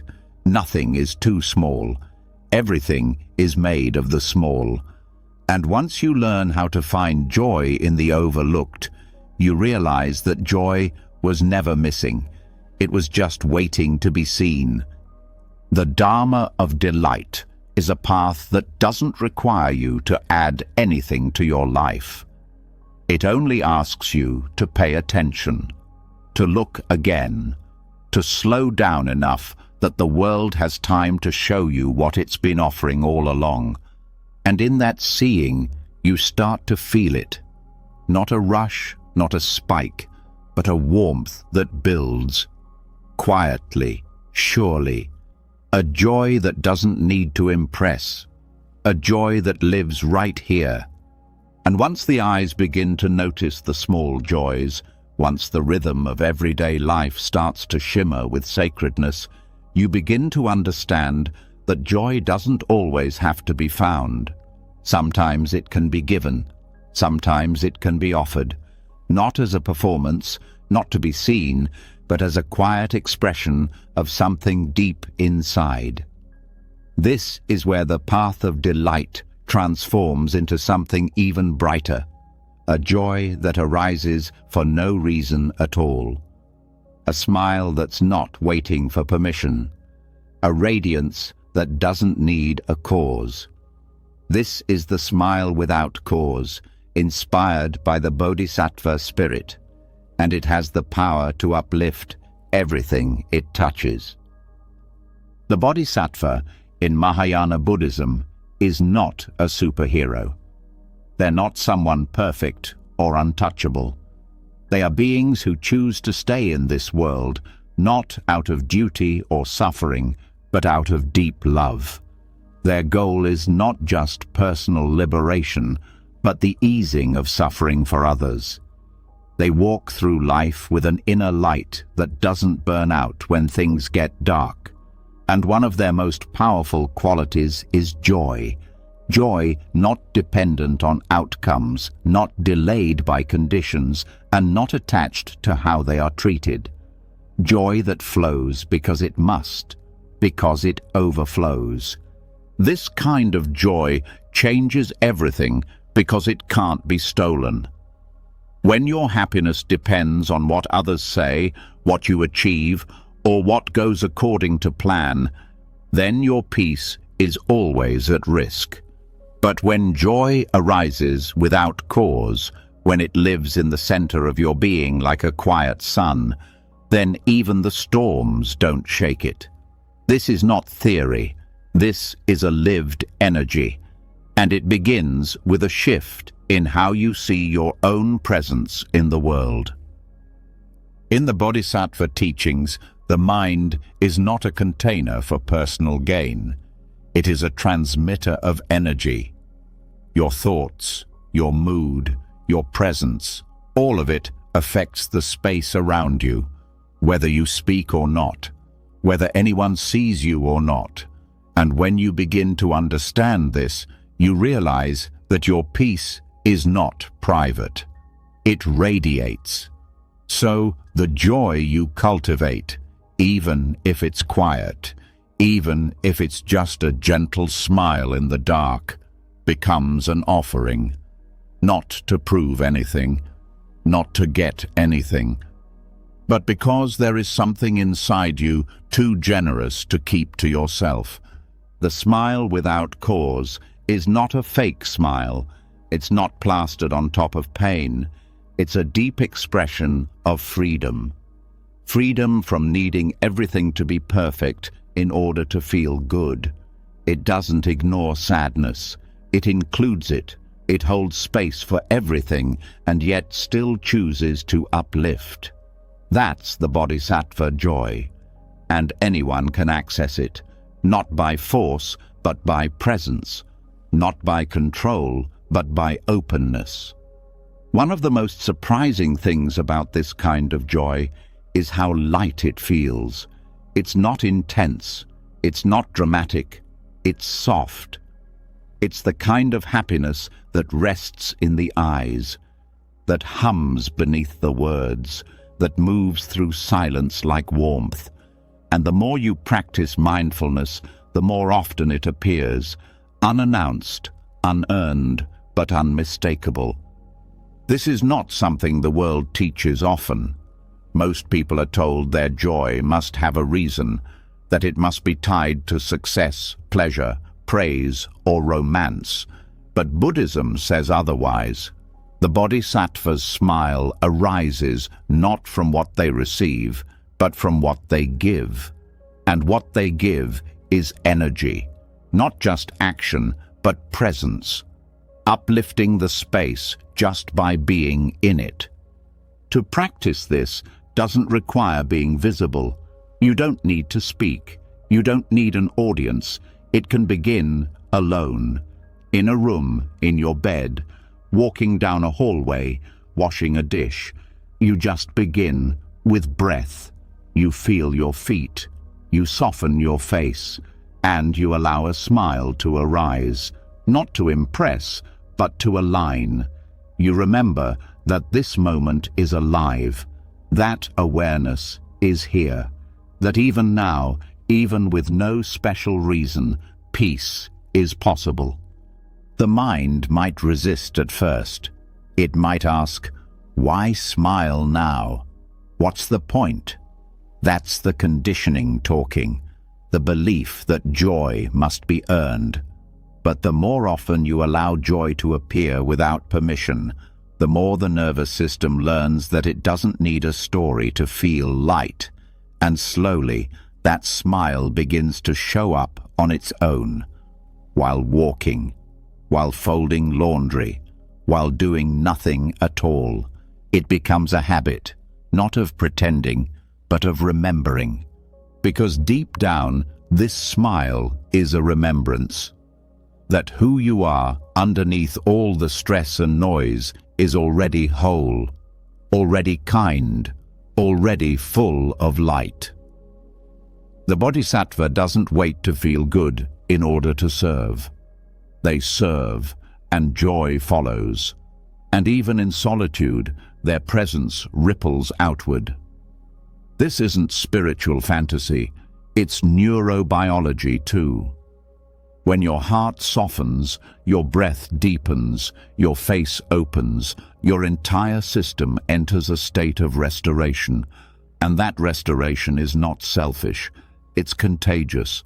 The people around you feel it, even if you never say a word. They sense the calm, the steadiness, the subtle invitation to feel safe. And in a world where most people are overwhelmed, that invitation is a rare and precious gift. The smile without cause becomes a refuge for you and for others. Practicing this doesn't mean denying your pain. It means not letting pain be the only voice in the room. It means creating space for joy to coexist with sorrow, for light to return, even if only in flickers. You don't need to pretend to be fine. You just need to remember that joy is your nature too. In daily life, this shows up in simple ways. You walk into a space with presence instead of rush. You greet people not with performance, but with stillness. You meet difficulties with curiosity instead of panic. And even when things feel heavy, you carry yourself lightly, not to minimize the weight, but to move with it rather than against it. At night, the smile without cause becomes a gentle doorway into sleep. When the day ends and nothing seems particularly remarkable, you can still choose to rest in warmth. You can feel your face soften. You can feel your breath slow. You can recall nothing special and still feel grateful. This is the secret. Joy is not the result of something happening. It's the result of not needing something else to happen. In the Bodhisattva tradition, there's a practice of visualizing others receiving your light. Even when you feel tired, even when you feel empty, you offer your presence like a quiet candle in a vast space, and that offering doesn't drain you, it replenishes you, because joy multiplies when it's given. Not big, not loud, just steady, just honest, and the more it's shared, the stronger it becomes. This kind of joy is one of the greatest acts of resistance in a world that thrives on urgency and lack. When you smile without cause, you're saying, "This moment is already complete. I don't need to wait for the next thing to feel whole. I don't need to be more to be enough. I can be kind now. I can be light now." And in that choice, a deeper strength appears. You might not change the world with a single smile, but you change the moment, and the moment changes you. So the next time nothing special is happening, smile anyway. Let your body remember what your mind has forgotten. That joy doesn't ask for credentials, that your peace doesn't need permission. You are not waiting for the perfect moment.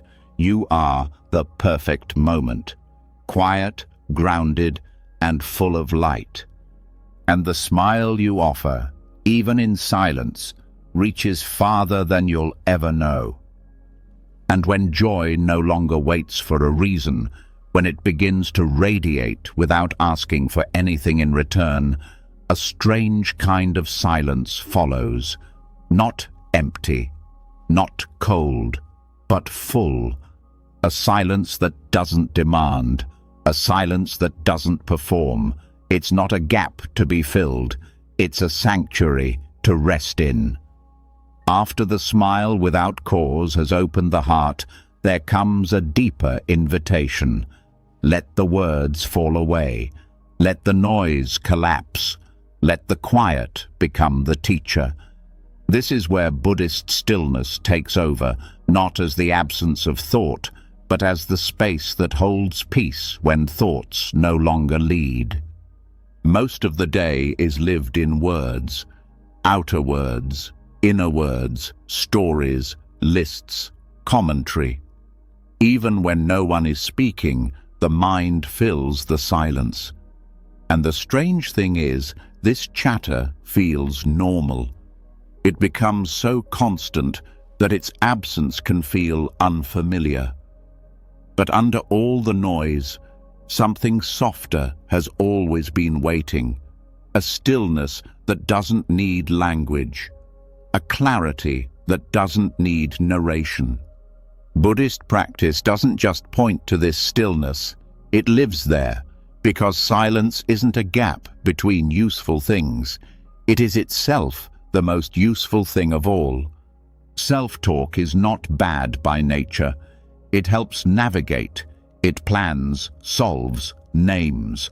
But it's also where the inner critic hides, where insecurity lives, where future fears and past regrets loop without end. And the problem isn't the presence of words, it's the absence of space between them. When the internal dialogue becomes a wall of sound, there's no room left for truth to rise.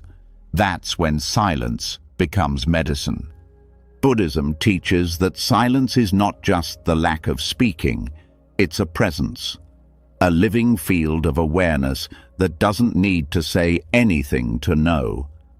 And when you enter that field, something profound happens.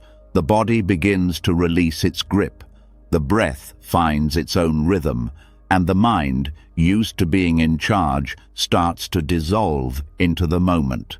Not because it was pushed out, but because it's finally met something deeper.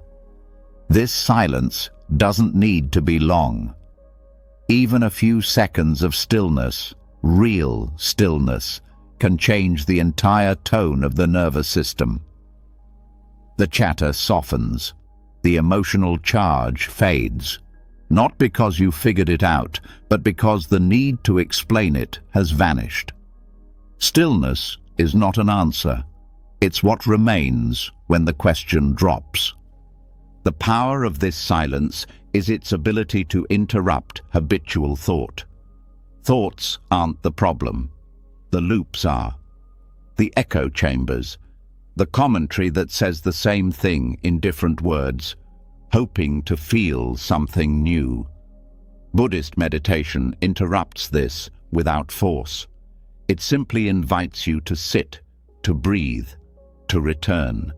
And each return is a quiet refusal to keep fueling the noise. There's a reason why monasteries prioritize silence, not just in formal practice, but in lifestyle. Because in that quiet, something forgotten returns. An awareness that can't be taught through language. A clarity that doesn't come from analysis. And a peace that doesn't depend on getting anything right. When silence is held long enough, the mind gets tired of talking. And when it stops, everything softens. Stillness doesn't erase thought. It surrounds it, makes room for it to move without crashing into itself. In that room, thoughts become clearer, wiser, less charged, because the silence holds them like a parent holds a child, not to control, but to steady. And over time, that holding rewires the nervous system. Thoughts that used to scream now whisper. Thoughts that used to race now rest. And the identity built around them begins to fall away. This transformation isn't dramatic, it's subtle. It's felt in the way breath moves differently, in the way tension lets go without being told, in the way you stop needing to explain yourself to yourself. Because silence doesn't demand explanation, it just is. And in that isness, you remember what it's like to be without having to perform being. Practicing silence means noticing the spaces between thoughts, noticing the end of the exhale, the pause before the next sentence.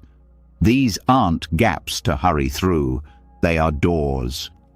And if you linger at those thresholds, something opens. A kind of still presence that doesn't belong to the thinking mind. It's not a thought, it's not even a feeling.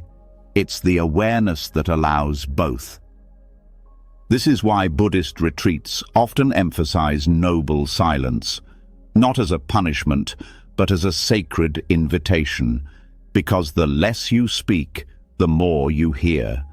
Not with your ears, but with your body, your intuition, your knowing, and that knowing doesn't speak in paragraphs. It arrives in stillness. Even at home, this silence can be practiced. Start with a few minutes in the morning. No music, no words, no goals, just presence, just breath. At first, the mind might resist. It might panic. But if you stay, if you listen, the noise begins to lose power. It reveals itself as a habit, not a necessity. And in its place, silence becomes a friend. Silence also reshapes how you interact. When you're not constantly narrating your thoughts, you listen differently. You hear the emotion under someone's words. You notice pauses. You speak less. But when you do speak, it lands with clarity, because it's not filling space, it's coming from stillness. And people feel that. At night, this stillness becomes a path to deep rest. Instead of filling the quiet with more thinking, more reviewing, more self-talk, you let the quiet remain. You let silence cradle you. You let the breath move without directing it. And sleep comes not as escape, but as a deep continuation of peace. Because the mind has been trained, even for a few minutes, to trust stillness over sound. There is a practice in Zen Buddhism called shikantaza, just sitting, no mantra, no focus object, just sitting, just being. And in that pure being, the silence isn't empty, it's full. It contains the entire world, because in the absence of striving, the presence of everything else becomes visible. The light, the body, the breath, the now. All of it held in the silence you once thought was nothing. You don't need to renounce speech to access this. You just need to notice how often you try to escape stillness. And then, gently, stop running. Turn toward it. Feel the quiet. Let it wash over you, not to achieve anything, just to remember that underneath every word, every thought, every idea, there is this space, always here, always waiting, always full. And when the chatter comes back, as it will, you don't fight it. You notice it. You let it pass, and you return again, over and over, until the silence becomes your home, not your enemy, until the mind no longer fears the quiet, until peace becomes louder than thought. This is what stillness teaches, not how to escape the mind, but how to hold it with such calm that it no longer needs to shout. And in that holding, your deepest self is revealed, not through thinking, but through being. You're not here to out-talk your thoughts, you're here to out-silence them. And when silence starts to speak louder than thought, when the mind no longer needs to fill every space with noise, what remains is a clarity that can't be found in words. That clarity doesn't bring more control. It does the opposite. It reveals the truth the mind has been trying to outrun, that some things will never bend to your will. Some outcomes will never be predictable. Some situations cannot be fixed, explained, or reversed. And in that awareness, a deeper practice begins. Not resistance, not surrender in weakness, but surrender in wisdom. The kind of surrender that frees the heart without guilt. The kind of surrender that sets you down gently in the truth of what is. This is conscious surrender. Most of what exhausts the modern mind is not doing, it's over-controlling. It's the need to manage not just tasks, but emotions, relationships, opinions, and every possible future. It's trying to carry situations that don't belong to you. It's blaming yourself for not fixing what was never yours to fix. This is where the tension lives, not in the moment, but in the illusion of responsibility. The weight of believing that if you just tried harder, thought longer, sacrificed more, everything would turn out better. But Buddhism offers a different way forward. It teaches that surrender is not the same as defeat. In fact, conscious surrender is a form of strength, not the strength to win, but the strength to release. Not giving up, but letting go of what never belonged to you. It's not passivity, it's clarity. Because once you stop trying to control what's uncontrollable, you free up space, emotional, mental, physical, to be present with what you can actually influence, your own state of mind. This begins with a question. What are you still carrying that doesn't serve you? Not in theory, but in this moment. Is it a regret from years ago? A conflict you keep replaying? A fear about someone else's choices? A burden to prove yourself, to protect everyone, to get everything just right?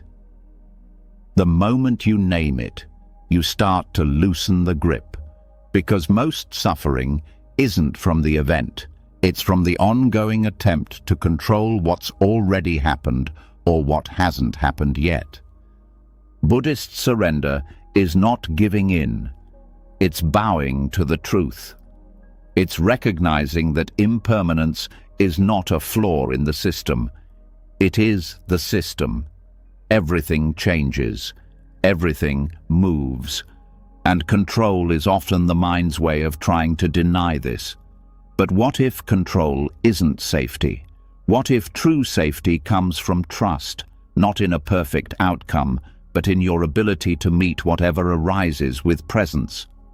This kind of surrender doesn't erase pain. It just ends the extra pain of trying to dominate what cannot be touched. And when that effort stops, there is a deep exhale that reaches through your whole body. A quiet settling that says, I don't have to hold this anymore. That release is not abandonment, it's wisdom. The wisdom that knows your peace is more valuable than your illusion of control. There's a teaching in Buddhism called upekkha, equanimity, the ability to stay steady with all things, and conscious surrender is part of this.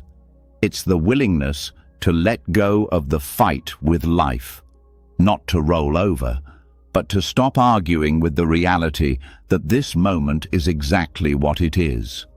That doesn't mean liking everything. It means meeting it as it is, without denial, without panic, without guilt for not changing what is unchangeable. One of the quiet poisons that blocks surrender is guilt. The belief that if something went wrong, it must be your fault. That if someone else is struggling, you failed them.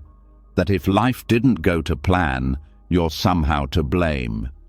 But guilt, when left unchecked, becomes a leash that tethers you to control. Because if you're at fault, then fixing it becomes a moral obligation. But not everything is yours to fix. Buddhism encourages clear seeing. To look deeply into your role, your actions, your intentions, and then let go of what's beyond your reach. That doesn't mean being careless.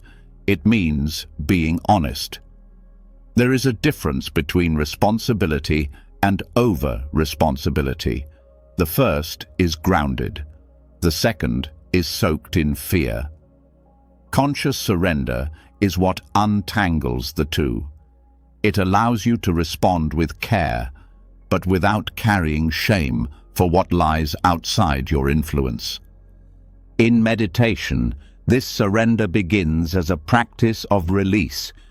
You notice tension in the body, shoulders, jaw, belly, and you let it soften. Not all at once. Not perfectly. Just one breath at a time. You feel where the mind is holding, grasping, spinning, and you gently say, "Let it be," again and again. You don't force stillness. You don't demand silence. You offer space. And in that space, the clenching stops. At night, this surrender becomes essential. Because it's often in the quiet that old control patterns reawaken. The mind replays what didn't go right. It prepares for what might go wrong. And if you don't intervene with mindfulness, that spiral deepens. But surrender interrupts it. You return to the body. You feel the bed beneath you. You soften the muscles that think they need to hold the whole world. You whisper to yourself, "This can wait. This isn't mine right now." And even if nothing changes externally, the body hears the signal, and it rests. The practice of surrender also touches relationships, because much of what people suffer from is not just their own pain, but the pain of others. Wanting loved ones to heal, wanting people to change, wanting to protect everyone from their own lessons. But conscious surrender says, "I will love fully, but I will not try to control someone else's path. I can offer wisdom, I can set boundaries, but I cannot walk their road." And in that letting go, something sacred happens. The love becomes cleaner, less tangled, more peaceful. Even with your own inner growth, surrender matters. The mind wants to rush healing, to fix quickly, to become enlightened fast. But this too is a form of control. Buddhism teaches patience, not because transformation is slow, but because it cannot be forced. You water the seed, you care for the soil, but the unfolding belongs to time, not will. And surrender is what allows that growth to happen naturally, without guilt, without shame, without urgency. One of the most beautiful things about this practice is that it brings relief, not dramatic, but real. When you release false responsibility, energy returns, space returns. The breath feels deeper because it's not pushing. The body feels lighter because it's not bracing. And the mind begins to trust the present again. Not because it's perfect, but because it's no longer being controlled. You begin to realize that the deepest peace does not come from mastering life. It comes from meeting it, fully, gently, honestly. And when things don't go your way, you don't collapse. You bow, not in weakness, but in reverence, because you understand now that letting go is not losing. It's returning to what you can hold and releasing what holds you back. Conscious surrender is not something you achieve once.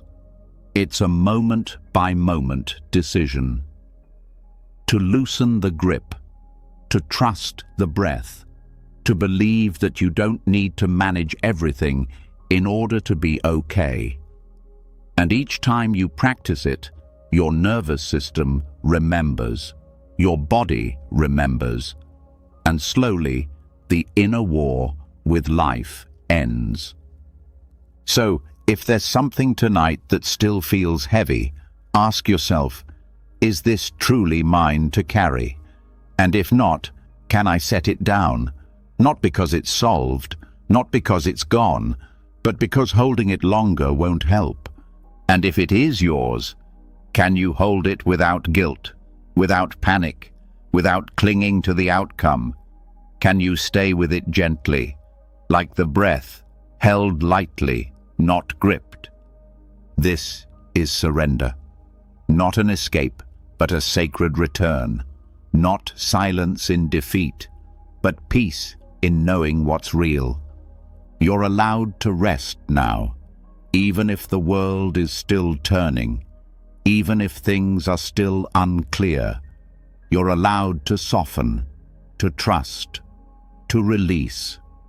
And in that release, a deeper strength is born, one that doesn't control life, but moves with it, breath by breath, moment by moment, with calm, with wisdom, and with peace.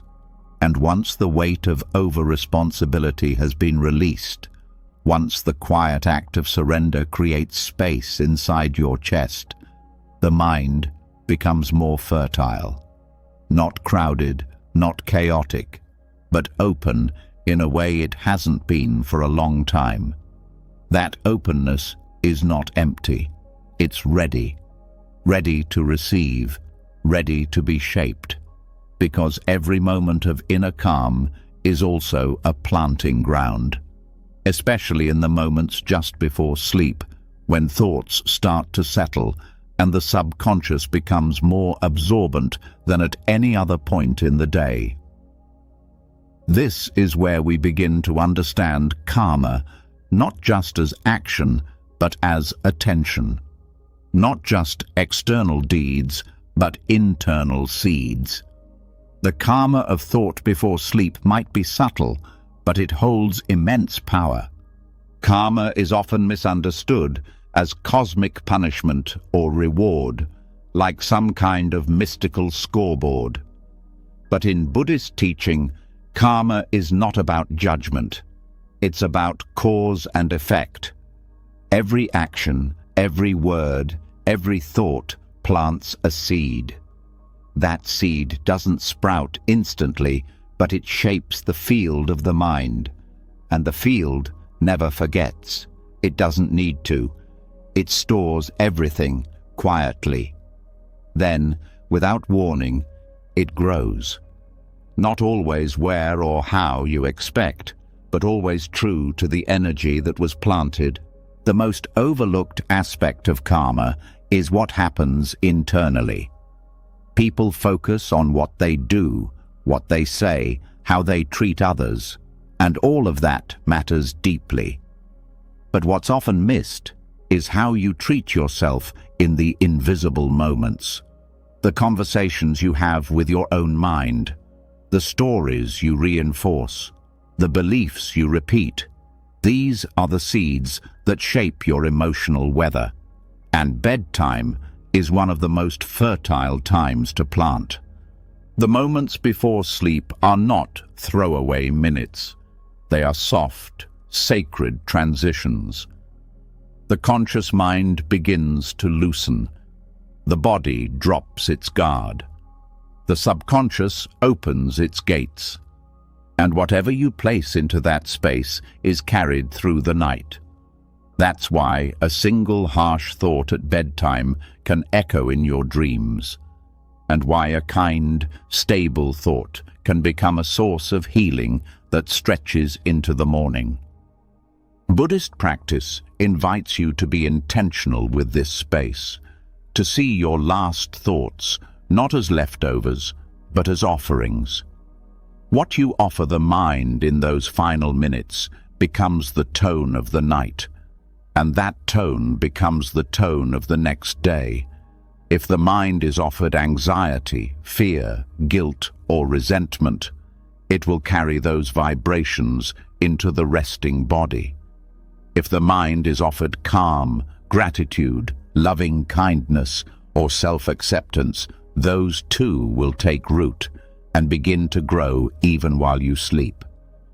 Planting seeds is not about forcing positivity. It's about conscious choosing. Choosing which thoughts deserve your final attention, choosing which beliefs deserve to be watered, and choosing which patterns no longer need your energy. It's not a performance, it's care. The same care you'd offer a garden. You don't curse the soil, you just pull the weeds gently, and you plant what nourishes. To begin this practice, start small. Before bed, pause, even for 1 minute. Take a breath. Ask yourself, what seed do I want to plant right now? Not a goal, not a wish, but a quality. Maybe ease, maybe safety, maybe compassion.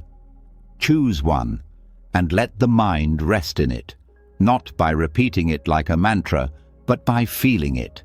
Let the body soften around it. Let it spread through your awareness. Let it become the last thing you offer to the night. This doesn't have to be dramatic. It can be as simple as recalling something that felt gentle during the day. A moment where you felt respected, calm, or seen. A moment where you felt connected. Let that memory settle into your body, not to cling, but to nourish. The mind often replays pain as a habit, but you can train it to replay joy as a medicine. Another seed to plant is gratitude, not as an obligation, but as an opening, not a list, but a feeling. One thing that felt good today. One thing that didn't go wrong, one thing that reminded you that peace is possible. You don't need to be grateful for everything, but you can be grateful for something. And that one thread of gratitude, when felt sincerely, sends a signal through your entire nervous system. It tells the body, we're safe, we can rest. That signal allows deeper sleep. Fewer nightmares, a steadier waking. There's also a deep karmic effect to the way you speak to yourself before bed. The final tone of your inner voice matters. If it's harsh, the body tenses through the night. If it's kind, the body releases. So instead of reviewing mistakes or panicking about tomorrow, you can choose a softer dialogue. Something as simple as, I did my best, or I release this now, or whatever tomorrow brings, I'll meet it with presence. These phrases are not affirmations. They are seeds. They don't need to convince. They only need to be planted. And sometimes the most powerful seed is stillness. No words, just breath, just being. The absence of striving is itself a powerful imprint. Letting the last few minutes before sleep Be free of effort, free of needing to be anything or solve anything, is one of the most healing things you can offer your system. It tells the deeper mind, nothing is missing. Nothing needs to be added. This moment is complete. And that message is remembered long after you drift into unconsciousness. Over time, this practice rewires your relationship with sleep itself. Sleep stops being an escape and becomes a sanctuary. It becomes a time of integration, not avoidance. And in the morning, you begin to feel the effects. Not just in mood, but in resilience, in clarity, in how quickly you return to center after stress. Because the seeds you plant don't just stay in the night. They shape your next thoughts, your next reactions, your next choices. This is the quiet power of inner karma. It's not loud, it's not public, but it is transformative. The thoughts you repeat in private shape the emotions you express in public. The stories you tell yourself at night become the posture of your day, and the beliefs you rehearse before sleep become the emotional climate you wake up in. That's why this practice is not optional for deep peace.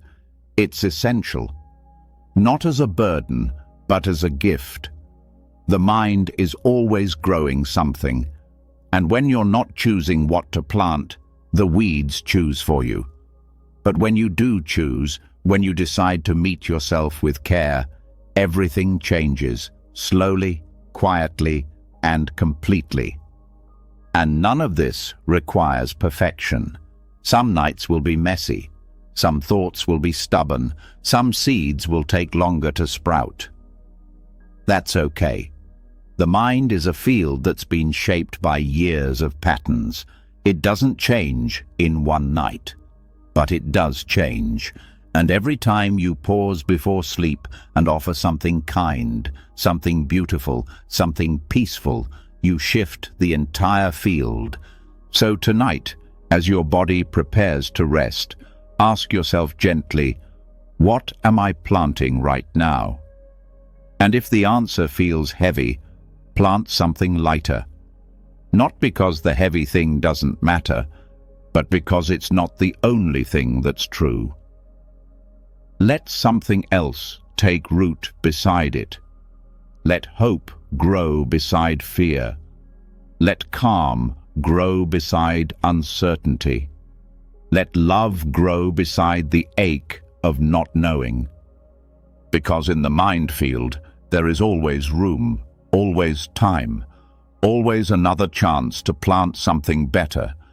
And sleep, when met with care, becomes more than rest. It becomes renewal. And once you've begun planting the quiet seeds of thought at night, once you understand that your inner field responds to intention more than effort, a new kind of trust starts to emerge. Not the kind built from control, not the kind fueled by having all the answers, but a slower trust, a deeper trust. The kind that says, maybe I don't need to solve everything before sleep. Maybe my awareness is enough. Maybe the healing doesn't come from fixing, but from floating. Letting the mind rest on the surface instead of diving into the depths with urgency. This is where the practice shifts again, into the art of releasing problem-solving and resting in pure awareness. The mind wants to fix things. It's wired that way. It thinks safety comes from solutions, from wrapping everything in neat conclusions, from staying ahead of discomfort.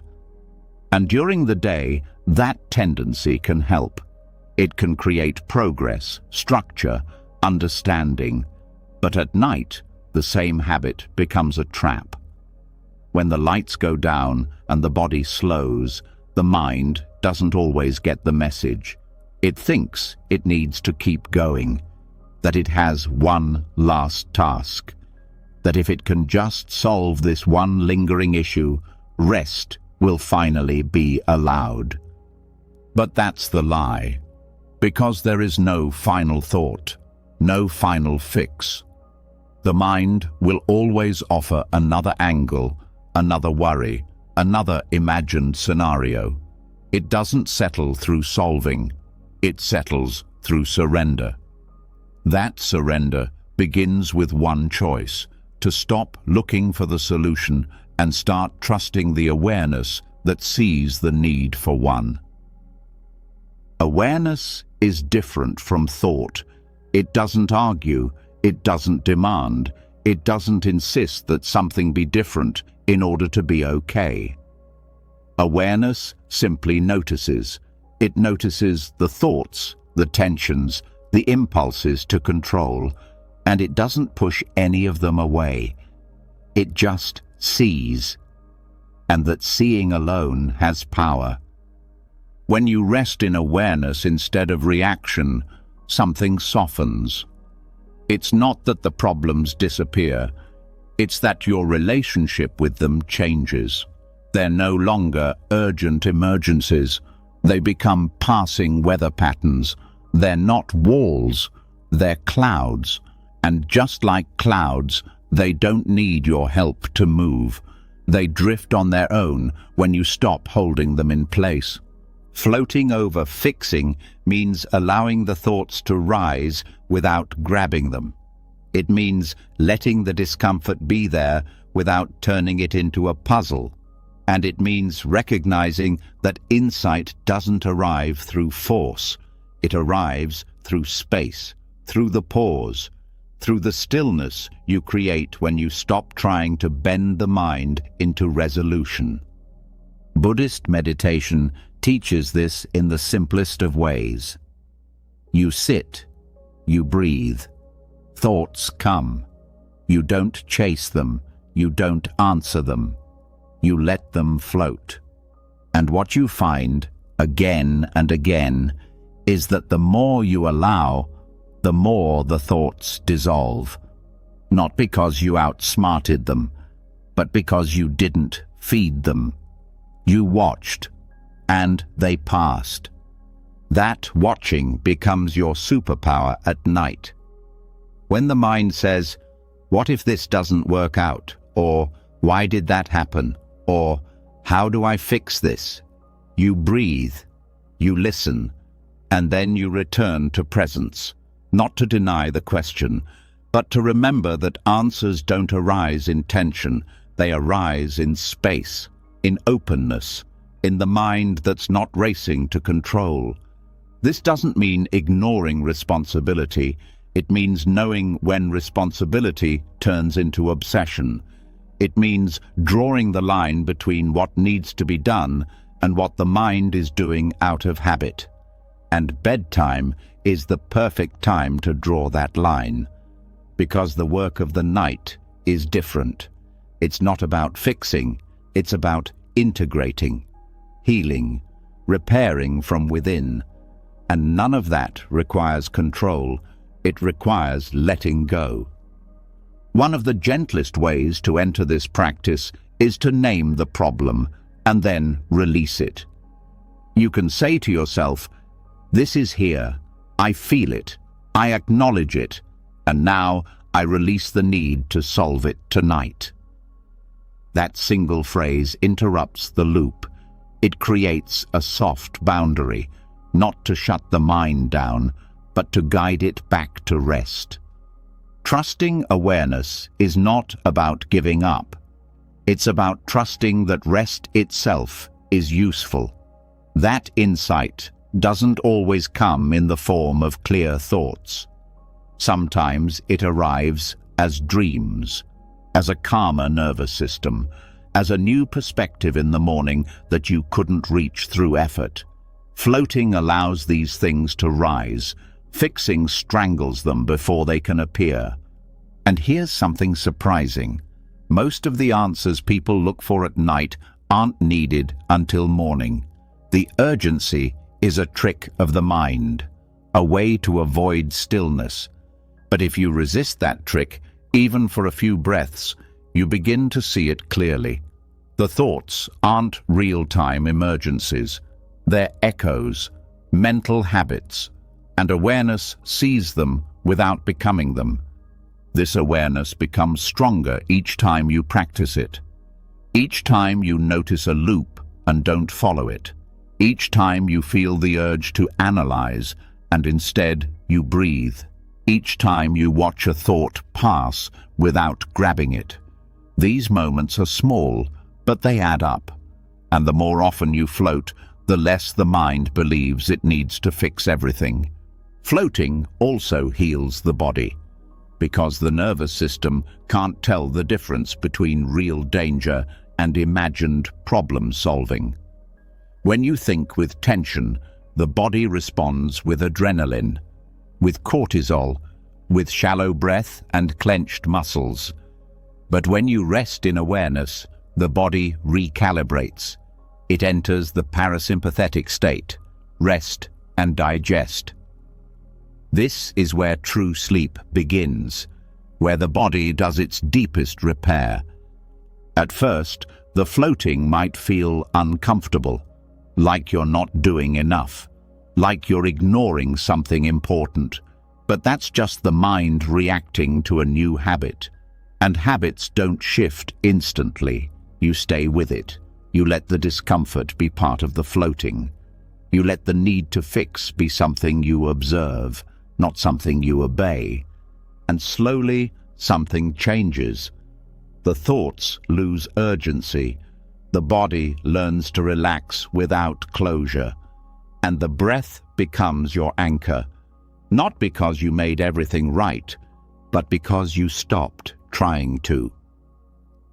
This practice also teaches humility. It reminds you that you're not supposed to have all the answers, that some clarity only comes when you're not looking for it. And that's okay. You're not failing by not fixing. You're healing by resting. And healing is what creates true solutions, not the frantic kind, but the kind that lasts. As the night deepens, you return again and again to presence, to breath, to body. You say gently, "I don't need to know right now. I only need to be." And that being becomes your freedom. It becomes your safety. Because it's not built on control, it's built on surrender. And in that surrender, the mind finally understands. Awareness is enough.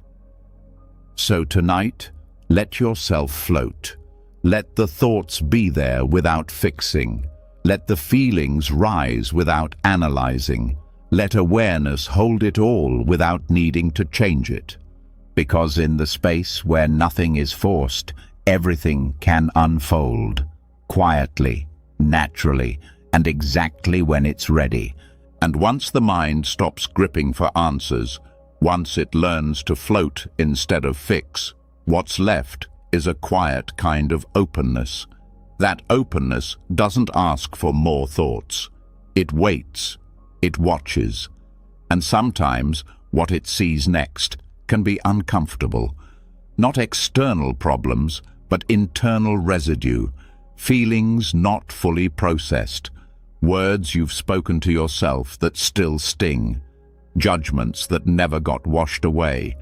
And in the stillness, these smudges rise to the surface of your awareness, not to punish you, not to shame you, but to be seen clearly, to be wiped clean, gently, with something stronger than self-criticism, something softer, something honest. This is where self-compassion becomes a mirror cloth for the mind. The mind is like a mirror. It reflects what is. It holds memories, impressions, reactions, and over time it becomes clouded by those impressions. Like fingerprints on glass, each harsh thought, each suppressed feeling, each unkind judgment leaves a mark. And when there are too many, it becomes harder to see clearly. You don't just misperceive the world, you misperceive yourself. You start to believe the smudges are part of the glass, that the distortion is the truth. But it's not. The truth is always there, beneath the marks. And what removes them is not perfection or punishment, it's compassion. Self-compassion is often misunderstood as indulgence, as letting yourself off the hook. But in Buddhism, it is seen as a crucial part of inner clarity. Without it, there is no honest seeing, because when the mind is harsh, it avoids truth out of fear. It protects itself with blame and distraction.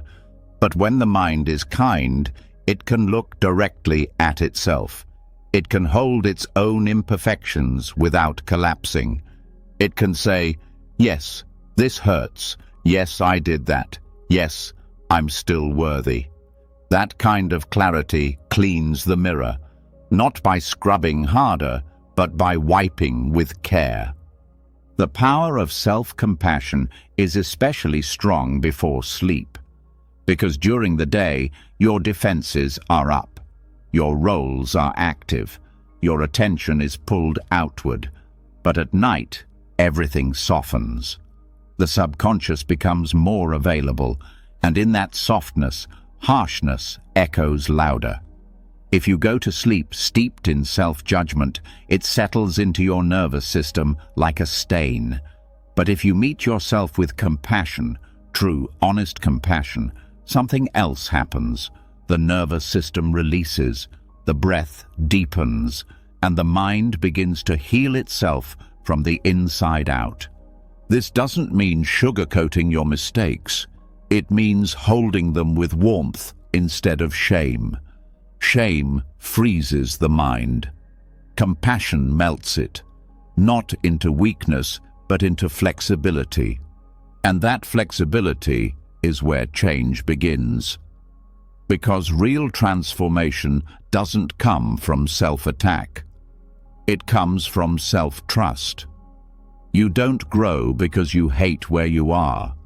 You grow because you believe you're worth tending to. Practicing this isn't about saying nice things to yourself just to feel better. It's about being real. It's about noticing where you're still carrying pain that hasn't been named, where you're still criticizing yourself for something long past, where you're still trying to earn your own approval. And then, in that moment of recognition, choosing to soften. Choosing to speak to yourself not as a project, but as a person. You can do this through gentle phrases, not affirmations you don't believe, but simple truths. That was hard today. I didn't know what else to do. I'm still learning. These words, when felt sincerely, act like warm water over a cold mind. They don't change the facts, but they change the environment in which the facts are held. And that change is what begins to clear the mirror. This is especially important for old patterns, habits of thought that have become reflex, the voice that says, I'm not enough. I always mess up. No one really sees me. These voices don't disappear through logic. They dissolve through kindness, through repeated experiences of being met without attack. And since you can't always depend on the outside world for that, you learn to offer it to yourself. Not once, but again and again.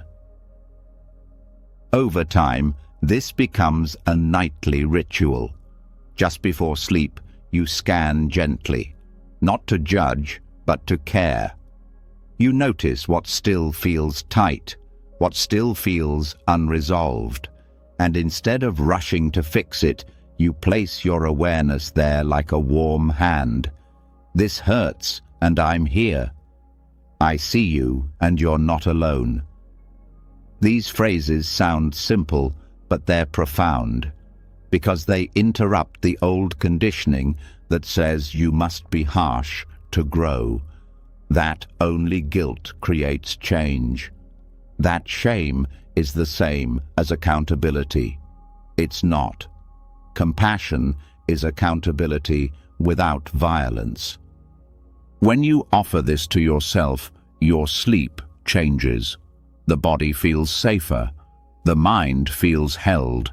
And even if nothing gets solved, you enter rest with less resistance. And in that state, healing deepens. Dreams soften. The subconscious lets go of old knots, because it no longer feels like it's being punished in the dark. This practice also helps with the voice inside that tries to reject compassion. The one that says, "I don't deserve that," or "It's too late." When that voice arises, you don't fight it. You include it. You say, "Even you are allowed to be here." You let compassion touch even the part of you that doesn't believe in it. And over time, that part starts to soften too. Self-compassion is not just a technique. It's a relationship, a way of being with yourself. And like any relationship, it grows with time. You might forget. You might resist. But the more often you return to it, the more natural it becomes. Until eventually, it's no longer a practice. It's a way of moving through the world, through failure, through success, through ordinary moments, with less tension, with more honesty, with peace. There's a phrase in Buddhism that says, "Compassion is the quivering of the heart when it meets suffering."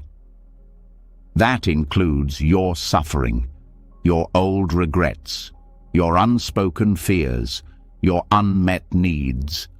When your heart can quiver for itself, not in pity but in presence, you've begun the real work of liberation. At night, let this be the final energy you invite in. Not another task, not another demand, just presence, just warmth, just the willingness to meet yourself where you are, without running, without explaining, without needing to be perfect first. That meeting is the wiping of the mirror. That meeting is the healing. And as the mind clears, what you begin to see isn't more flaws, it's your own light. The light that was always there, underneath the smudges. Not because you earned it, but because you stopped covering it with punishment. You're not broken. You're not behind. You're not failing. You're just learning how to see clearly again. And tonight, self-compassion is the cloth that helps you remember. And after wiping the smudges from the mind with self-compassion, after finally letting yourself be met with gentleness instead of judgment, what remains is a softness you may not recognize at first, a stillness not wrapped in fear, a quiet that feels less like absence and more like presence. But the heart, especially one that's been hardened by years of pressure, doesn't always know how to trust this peace. So it needs something symbolic, something steady, something sacred. That's where visualization becomes more than imagination. It becomes healing. Because tonight, you don't have to sleep alone in your mind. You can sleep beside the Buddha. This isn't about belief or religion. It's about nervous system language. The mind doesn't need doctrine. It needs safety. It needs symbols that calm, rhythms that soothe, images that carry peace deeper than logic. And the presence of the Buddha in this practice is not an external God. It is a field of awareness, a calm intelligence, a radiant presence that sits beside you, not to fix, not to judge, but simply to be with you. The idea of sleeping with the Buddha is simple but powerful. It's the practice of inviting an enlightened presence, one that's pure calm, pure compassion, pure wisdom, into the space of your rest. Not just as a symbol on a wall, but as a presence in your subconscious. A field of quiet, knowing that stays with you as your thoughts dissolve and your body begins to fade into sleep. Before you begin, let the body settle. Let the breath lengthen. Let the room be still. And in that stillness, call to mind the image of the Buddha, not as a statue, not as a distant ideal, but as a calm being seated next to you, their posture relaxed, their gaze kind, their presence unshakably peaceful. There's no need to make this perfect. Just feel it. Let the idea form naturally. Let the energy of that presence begin to settle around you like warm air. Now notice how the body reacts. Not what the mind says, but what the body does. Does the breath slow? Do the shoulders drop? Do the thoughts soften just a little? This is the nervous system responding to the presence of calm. And you're not making this up. You're remembering something ancient, something the body knows but often forgets. That it is allowed to rest in the presence of wisdom. The Buddha does not speak. He does not teach in words. His presence is the teaching. His silence is the message. He sits beside you with full awareness and zero judgment. He knows your suffering. He knows your restlessness, and he does not need you to be anything other than what you are. His presence accepts everything, and that acceptance begins to teach your body how to do the same. With this visualization, the space around you begins to shift. The air feels safer. The thoughts feel less important. You're no longer the only one holding yourself through the night. There is support here, not in the form of solutions, but in the form of presence. Steady, unwavering presence, and the subconscious begins to listen. As you continue to breathe, let yourself lean into this energy. Let your weight shift slightly in your imagination toward this calm being, this silent field of peace. Not because you're seeking comfort, but because the body wants to remember how to rest, how to let go, how to trust that being held doesn't require explanation. The more you return to this visualization, the deeper the subconscious begins to associate rest with safety. And the deeper that association becomes, the less effort it takes. The nervous system starts to recognize this presence as a signal, a turning point, a transition from effort to ease. And just like a child calms when held by someone who is calm, your body begins to entrain to the energy of the Buddha. Not metaphorically, physiologically.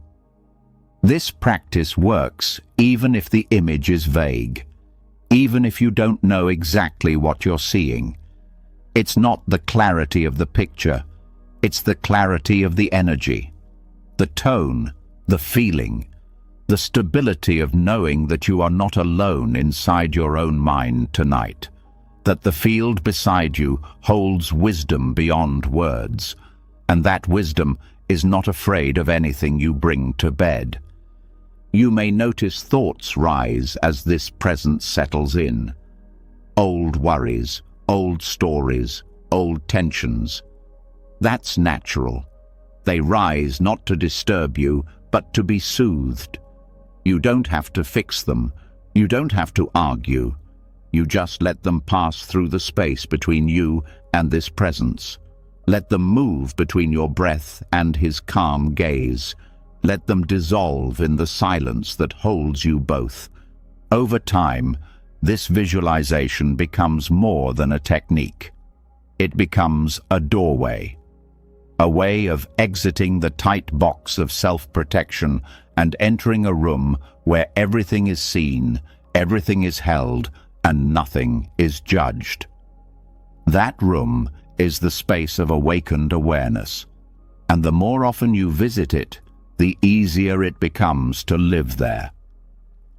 This practice is especially powerful for the part of you that feels alone, the part that carries too much, that thinks it's responsible for everything, that feels like peace is something that must be earned. Because the Buddha's presence teaches something without words. Peace is already here. It was never outside you. You just forgot how to touch it. This doesn't mean the Buddha solves your problems. It means you stop needing every problem solved in order to sleep. You stop needing to be healed before you can rest. You stop needing to understand everything before you can surrender. Because in this space, peace is not the result of fixing, it's the result of being. And even when you forget this presence, it doesn't leave. It lives in the breath, in the stillness between thoughts, in the silence behind your worries. You can return to it with a single exhale, with a single soft thought. I'm not alone in this mind tonight. You can even give this presence a gesture. Maybe he places a hand over your heart. Maybe he simply sits beside you, unmoving. Maybe he mirrors your breath until you forget which one of you is breathing. However you feel it, trust it. This is not fantasy. It's nervous system memory. It's spiritual architecture, and it's ancient. So let yourself drift now. Let the image fade if it wants to, or stay. There is no right way. The only instruction is this: allow the presence of enlightened calm to hold you as you rest.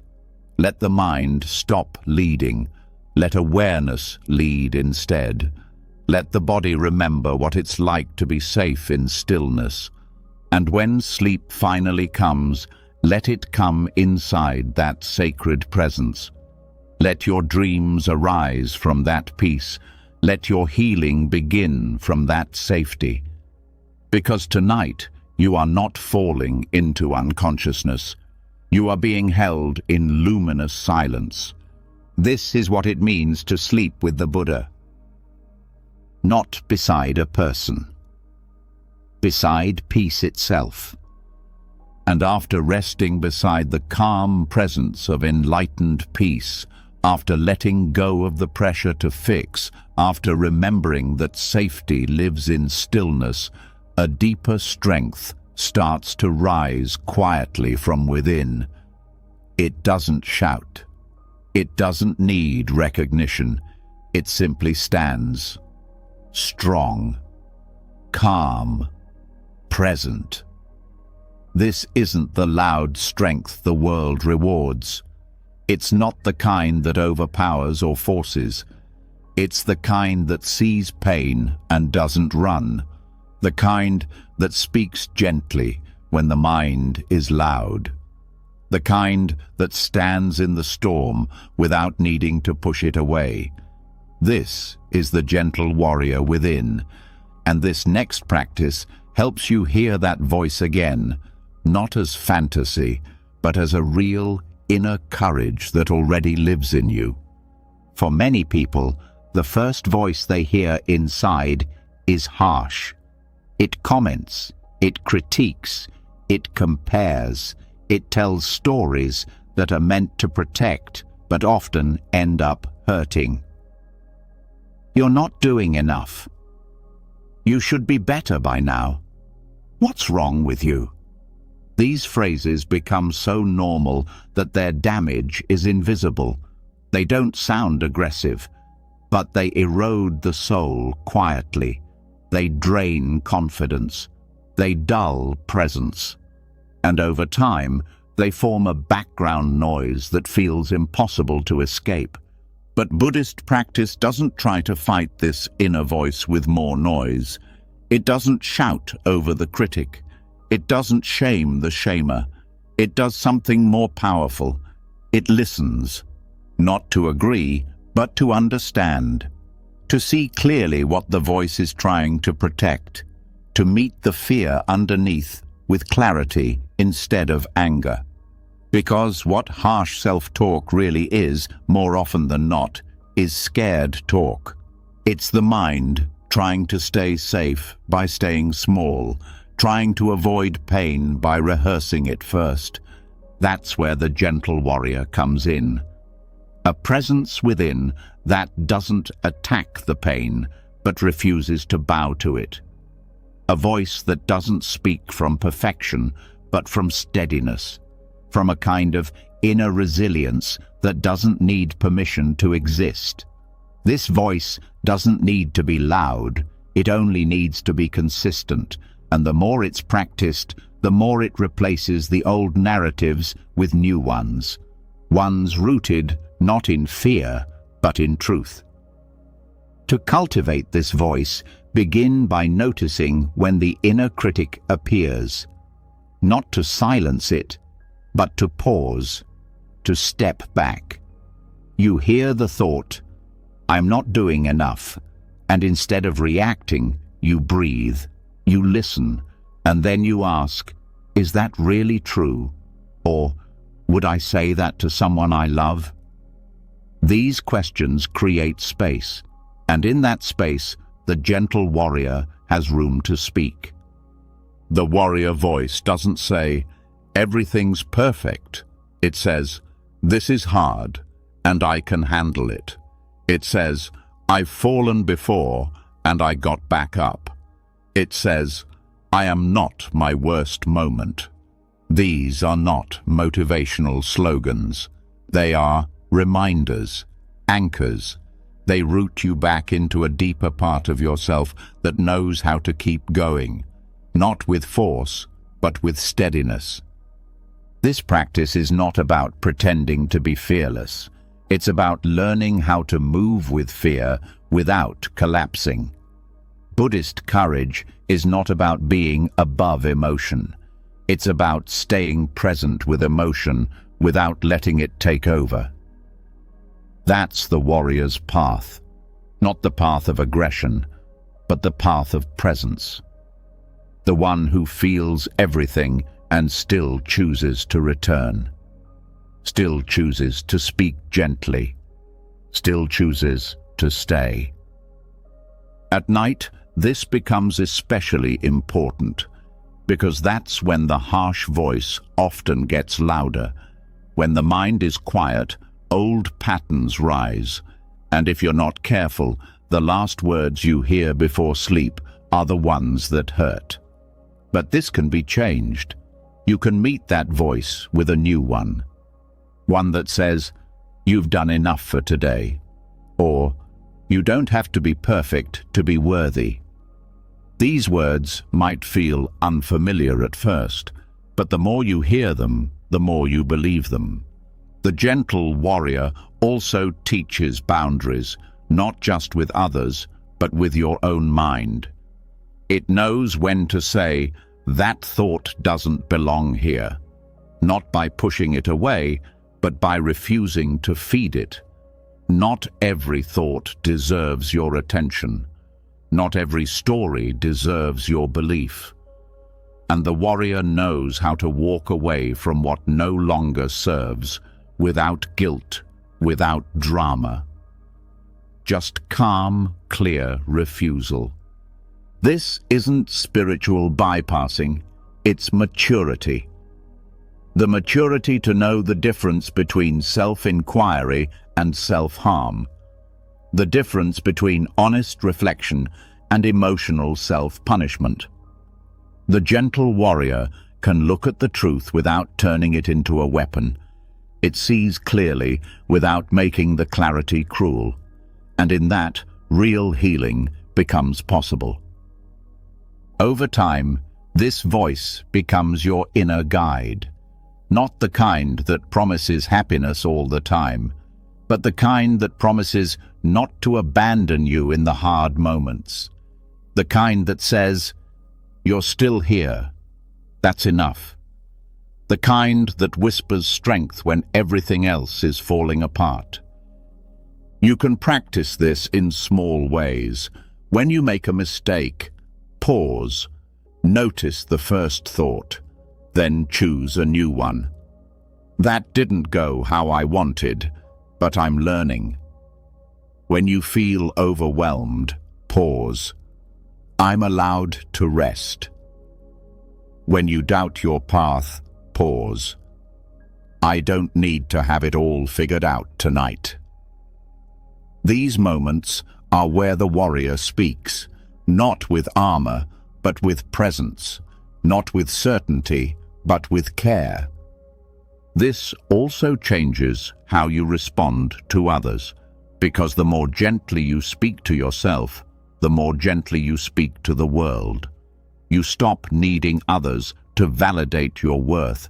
You stop reacting from a place of inner attack, and you begin to offer the same calm resilience to people around you, not by fixing them, but by being a steady presence in their storm. The gentle warrior within doesn't always look brave. Sometimes it looks quiet.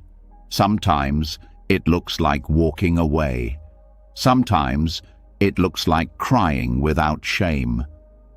But underneath all of that is a strength deeper than fear. A strength that says, I can feel this, I can be with this, and I can keep going. This kind of strength is not built overnight.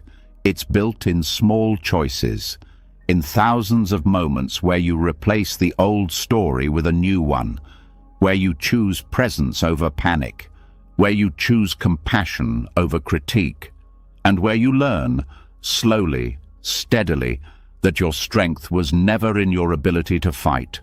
It was in your ability to stay kind. So tonight, if the harsh voice comes back, meet it, not with fire, not with resistance, just with the quiet voice that says, I see you, but I choose something else now. That's the warrior's voice, calm, soft, unshakable. And it lives in you.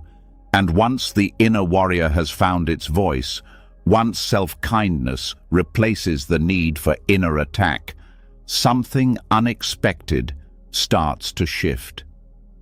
You no longer feel like you have to earn your place in the world through perfection. The constant need to prove begins to dissolve. The pressure to get it right, to win, to control every outcome starts to lose its grip. And in that quiet release, another truth rises to the surface. Peace isn't found in the results, it's found in your relationship to them. This is where we enter the practice of joyful detachment from outcomes. A lesson in freedom the world rarely teaches, but one that Buddhism has whispered for centuries. Every day, most people act from a place of measurement. The decision to work, speak, move, rest, or even care is filtered through a lens of, what will I get from this? Results become the driver. Effort is only seen as valuable if it leads to recognition, reward, or success. But underneath that way of living is a mind quietly cracking under the pressure, because outcomes are unpredictable. No matter how hard you try, there are factors you can't control. And when all your happiness is attached to those results, you end up at the mercy of things you were never meant to hold. Buddhist philosophy offers something radically different. It teaches that effort itself is enough. That intention, pure, honest, grounded, is a complete act. Karma, in its truest sense, is not a scoreboard. It's a cycle, a movement. Every action plants a seed. But you don't control the weather. You don't control the timing. You only control the planting. And when you truly understand that, peace returns. Joyful detachment doesn't mean you stop caring. It means you stop clinging. It means you show up fully, wholeheartedly, with presence and purpose, and then you let go. You give your best without tying your worth to what happens next. You rest in the doing, not in the outcome. And that shift doesn't make you lazy. It makes you free. This kind of detachment isn't numbness. It's clarity. It's knowing the difference between what's yours and what isn't. Your effort is yours. Your values are yours. Your integrity is yours. The results, they're not. They never were. And letting go of that illusion doesn't weaken you. It makes you powerful, because your energy stops leaking into anxiety and starts fueling grounded, meaningful action. To practice this, you begin by watching the moments when your mind starts measuring. You catch the voice that says, "Will this be good enough? Will they notice? What if I fail?" And instead of chasing those thoughts, you pause. You return to your breath. You ask yourself, what am I here to give? Not to get, but to give. And you anchor into that. When you focus on the giving, the moment opens. You become more present. You feel more alive. And you act from a place of wholeness, not desperation. That wholeness is what Buddhist teachings call right effort. It's not the effort of pushing, it's the effort of alignment, of knowing why you're doing what you're doing and being okay even if it leads somewhere unexpected. This is especially important at night, because as the day ends, the mind often starts reviewing what worked, what didn't, what needs to change. That reflection can be helpful, but when it turns into judgment, into a list of wins and losses, it becomes suffering.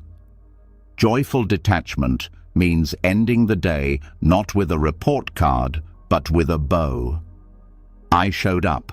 I stayed honest. I tried. That's enough.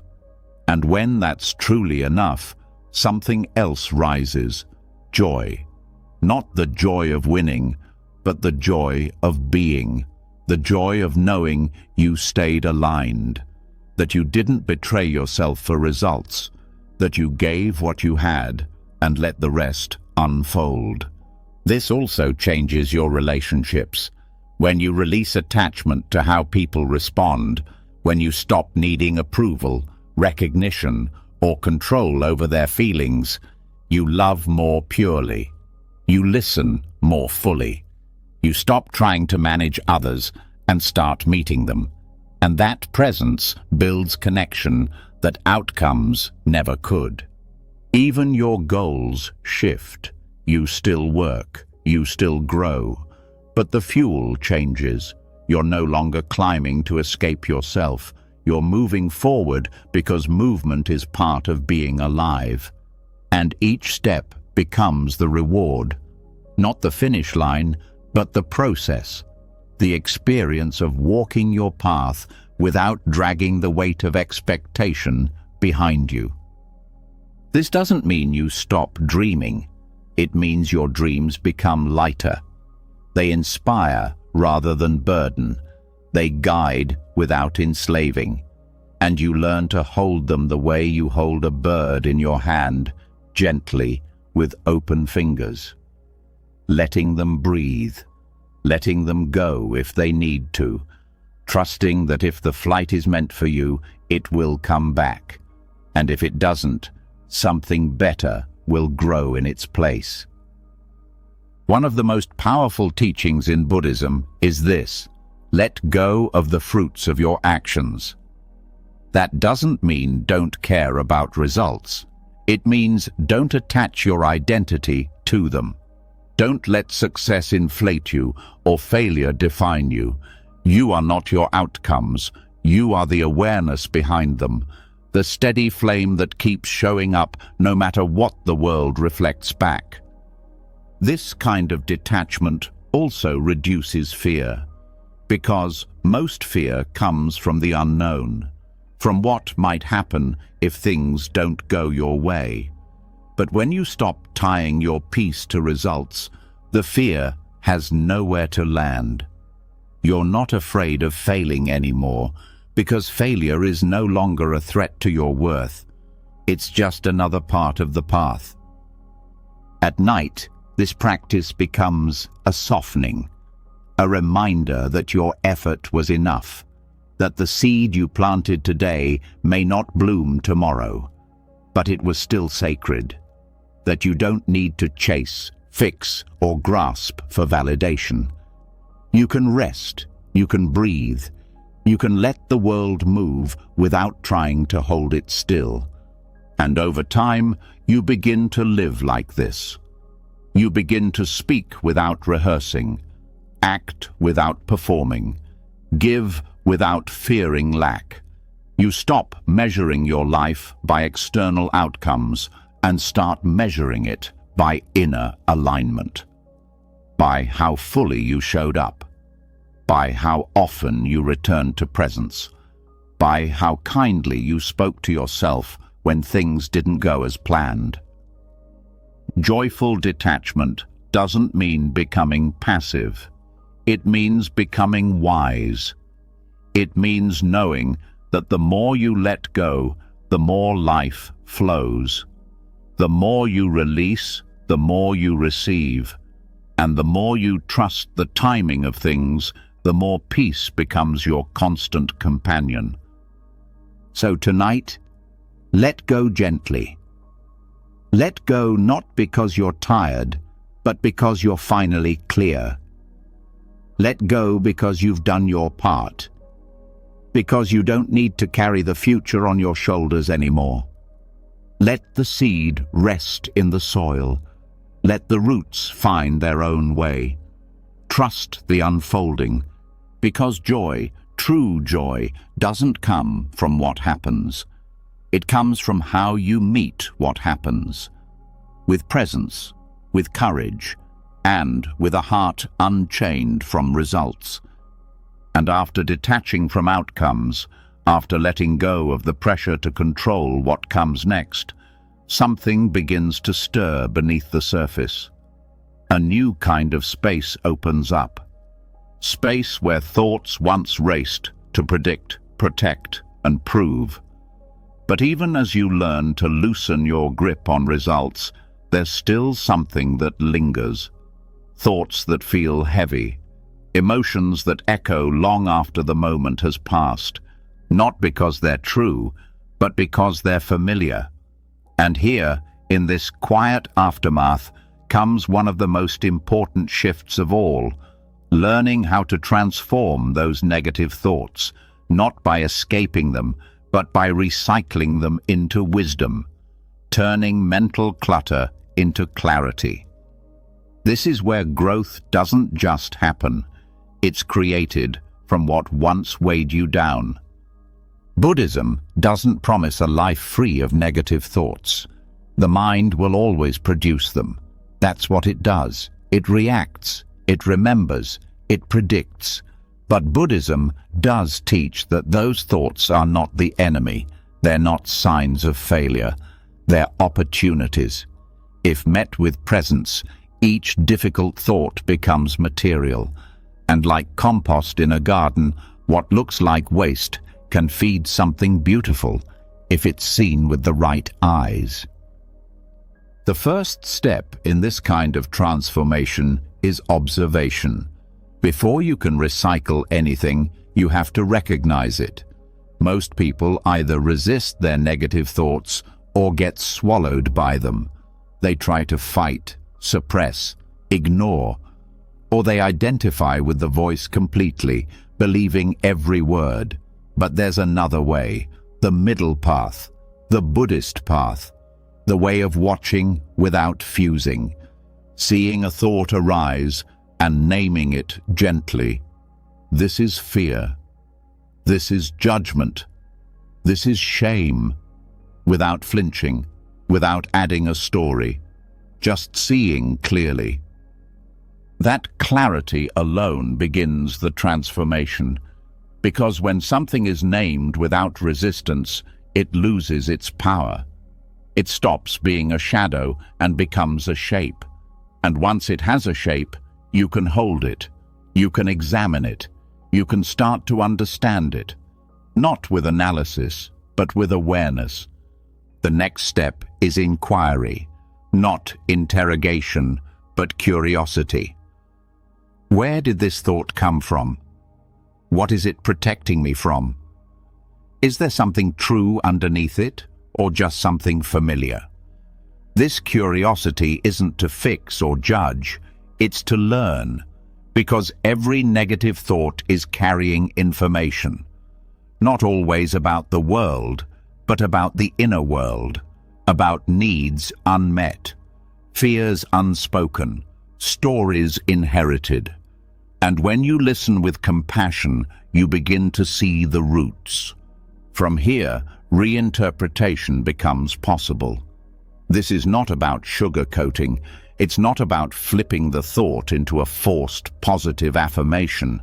It's about seeing it through a wider lens, a Buddhist lens, one that recognizes impermanence, interdependence, the non-fixed nature of self. For example, if the thought is, "I always mess things up," you can pause and reinterpret. This is a moment of pain, not a permanent truth. There is a part of me that feels like a failure, but that part is not all of me. Or if the thought is, "No one cares about me," you can soften into, "This is the voice of loneliness. It's real, but it's not reality. I am feeling disconnected, but connection is still possible." These reinterpretations aren't fake. They're clarifications. They clear away the dust so you can see what's underneath. Each time you do this, you're not just avoiding negativity, you're alchemizing it.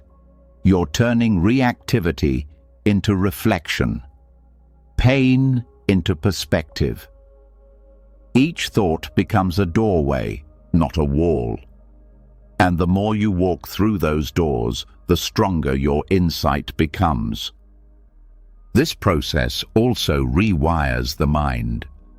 Neuroscience confirms what Buddhism has taught for centuries. The thoughts you revisit become the pathways your brain favors.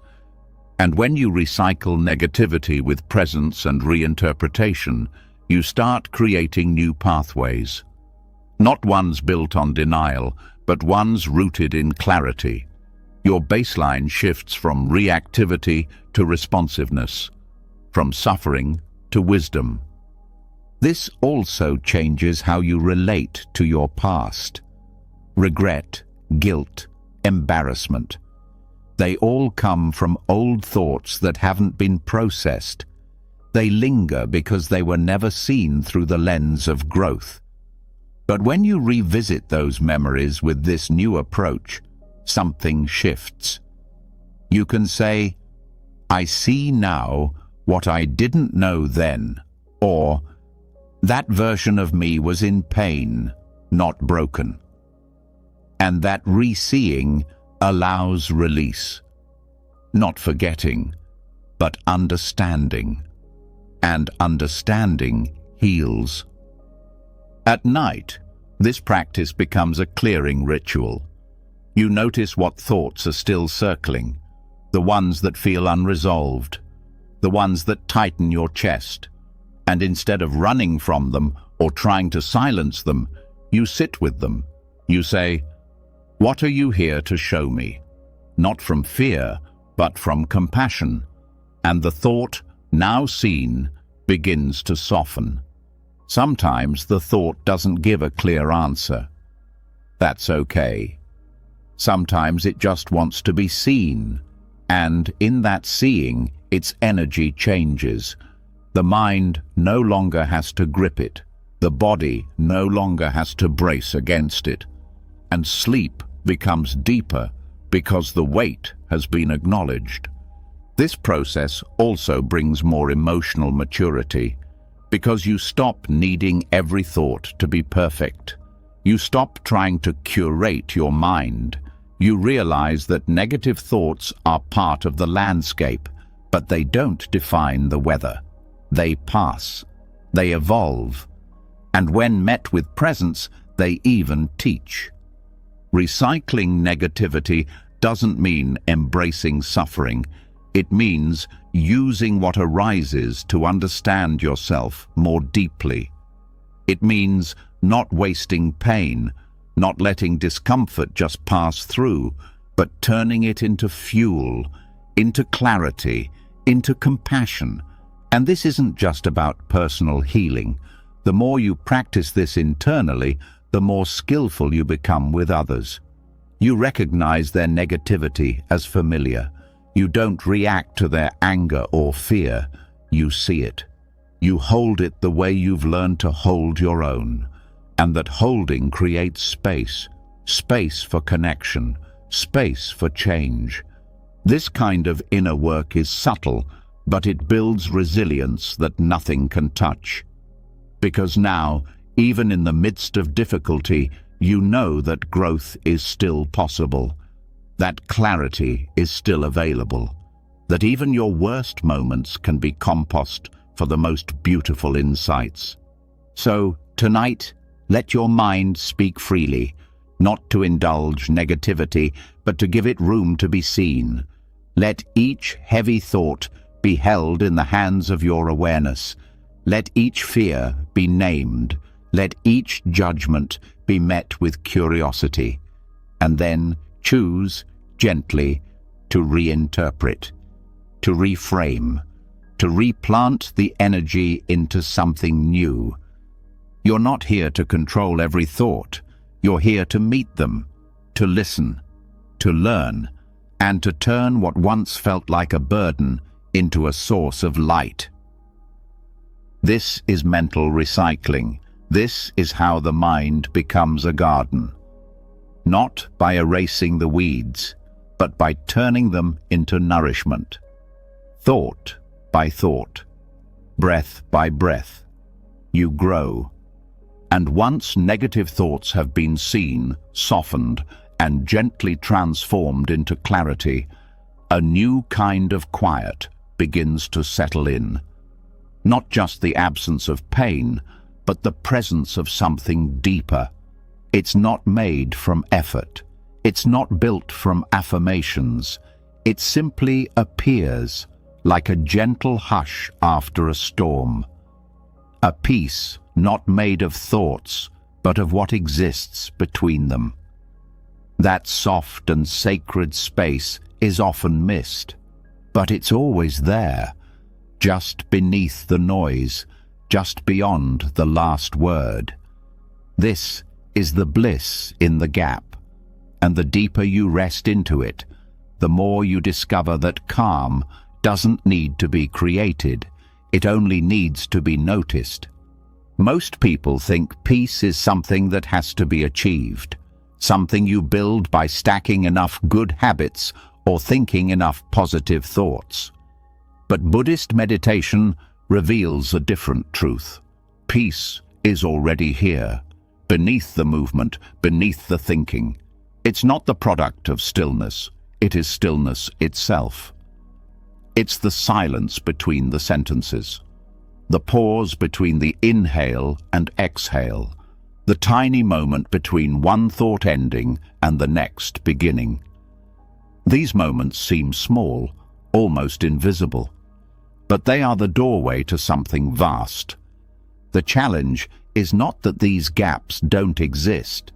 It's that the mind is trained to rush past them, to fill them, to never let silence linger long enough for truth to emerge. Thought after thought, the mind builds a wall of mental noise, and the space behind it is forgotten. But with awareness, with gentle observation, those cracks start to widen. And what slips through is not emptiness, but calm. The first step in accessing this space is learning to slow down, not the body, but attention. Watching the rhythm of your thoughts without getting pulled into them, sitting quietly and noticing the mind's pattern. It jumps, it narrates, it replays. But if you stay still long enough, you'll notice something strange. There's a flicker between the thoughts, a pause, a blank moment that can't be described. That's the gap. It's not long, it doesn't last, but it's real, and it holds more calm than any sentence ever could. Buddhist meditation often focuses on this space, not to hold on to it, but to remember it, to become familiar with it. Because the more familiar it becomes, the more your mind starts to settle into it, like slipping into a warm bath, not to drown, but to dissolve the constant drive to explain, to name, to fix. The space between thoughts holds no labels, no agenda, and that's why it feels like freedom. You can begin noticing this space during everyday life, while drinking tea, walking slowly, watching the sun shift across the floor. These moments don't require effort, they require attention. And in that attention, the mind naturally slows. The gaps between thoughts lengthen. You're not trying to stop the thoughts, you're simply resting in the space that's already there when they fall silent for a moment.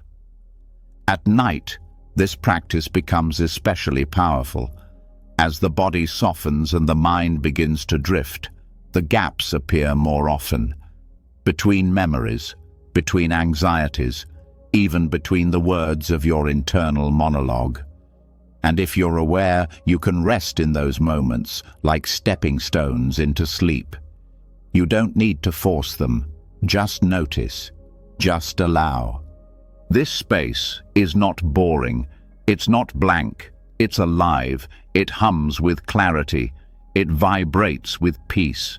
Because it's not made of thought, it's the awareness that holds thought, and that awareness is untouched by the content of the mind.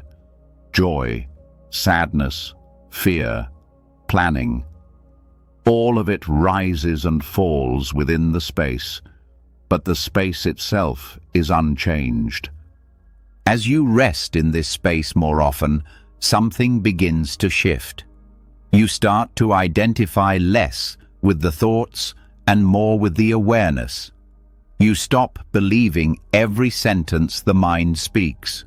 You begin to understand that not all thoughts need your attention, that most of them are echoes, habits, and that underneath them is something deeper, something real. This doesn't mean you reject thinking. Thoughts are useful, necessary, but they are not you. They are not your peace. They are only waves, and beneath those waves is an ocean, silent, still, holding everything without clinging to anything. Even the breath becomes a doorway to this space. At the end of the exhale, there is a pause, a natural stillness before the next breath rises. That pause is the gap, and if you rest your attention there, even for a few seconds, you will feel it. The body relaxes, the chest opens, the thoughts quiet. Not because you silenced them, but because you entered a space where they are no longer needed. This practice also brings perspective, because when you spend time in the gap, you begin to see how temporary every thought is, how fast they come and go. And when you see that, you stop holding on to them so tightly. You stop identifying with every fear, every doubt, every reaction. You realize this too will pass, because it always does, because it always has. And in that realization, peace is no longer fragile. It becomes your baseline, your home. You carry it with you, not because you created it, but because you stopped covering it up. There's a phrase in Buddhist teaching, "The silence before the word is the sound of truth." That silence is what lives in the gap. It doesn't speak, it doesn't argue, but it communicates something unmistakable, that you are already whole, that nothing is missing in this moment, that peace is not something you earn, it's something you return to. You don't have to make this complicated. The next time you sit or walk or lie down, just begin to notice the edges, the quiet after a thought ends, the space before the next one begins. Stay there, even for a breath, even for a blink, and let that stillness teach you what no book ever could. This practice doesn't need perfect posture or hours of meditation. It needs presence, it needs curiosity, and it needs the willingness to stop filling every gap with something to do, something to say, something to solve. The more you rest in the space, the more you trust it, and the more you trust it, the more it reveals itself, until eventually the gap is no longer just a moment. It becomes a way of seeing, a way of being, a place you carry with you. So tonight, as your thoughts begin to slow, notice the stillness between them. Notice the space between your breaths, the pause before a dream begins, and let yourself float there. Let yourself rest in the calm that's already waiting for you, not at the end of thinking, but in the spaces in between.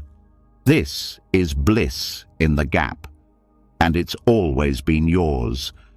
And as you begin to feel the stillness that lives between thoughts, as you taste the quiet truth hiding in each pause, a deeper realization emerges. It's not just the silence that brings peace, it's the absence of striving.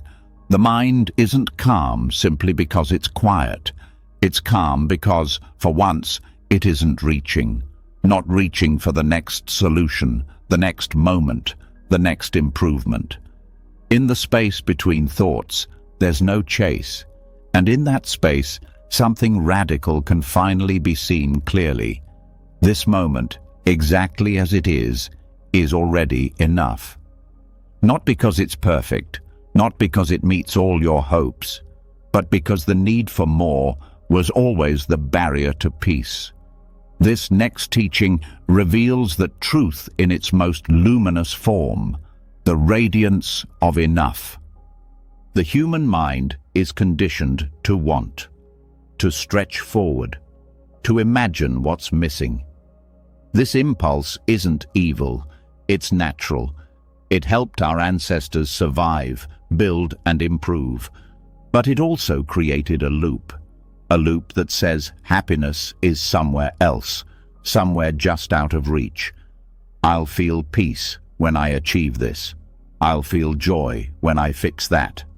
I'll finally relax once I've earned it. And so the chase begins, and never ends. But Buddhist wisdom doesn't follow that path. It stops. It turns around. It looks at the moment directly and says, "This is it." Not in resignation, but in reverence. Because what makes this moment enough isn't its contents. It's your willingness to meet it without demands. The realization of enough doesn't mean nothing should change. It doesn't mean complacency. It means your peace no longer depends on change. You still move, you still grow, but not from lack, not from the belief that something is missing. You act from fullness, not from hunger, and that shift is everything. This practice starts with presence, noticing the moment without adding anything to it, sitting, breathing, feeling, and letting go of the story that something else is needed right now. That story is the source of tension. Even in peaceful moments, it whispers, more would be better. But the moment you stop chasing better, you meet the richness already here. The mind often resists this. It believes that if you stop striving, you'll become lazy or lost, that you'll lose your edge. But that belief is rooted in fear, not truth. In reality, people who rest in enoughness aren't passive. They're powerful because their energy isn't scattered.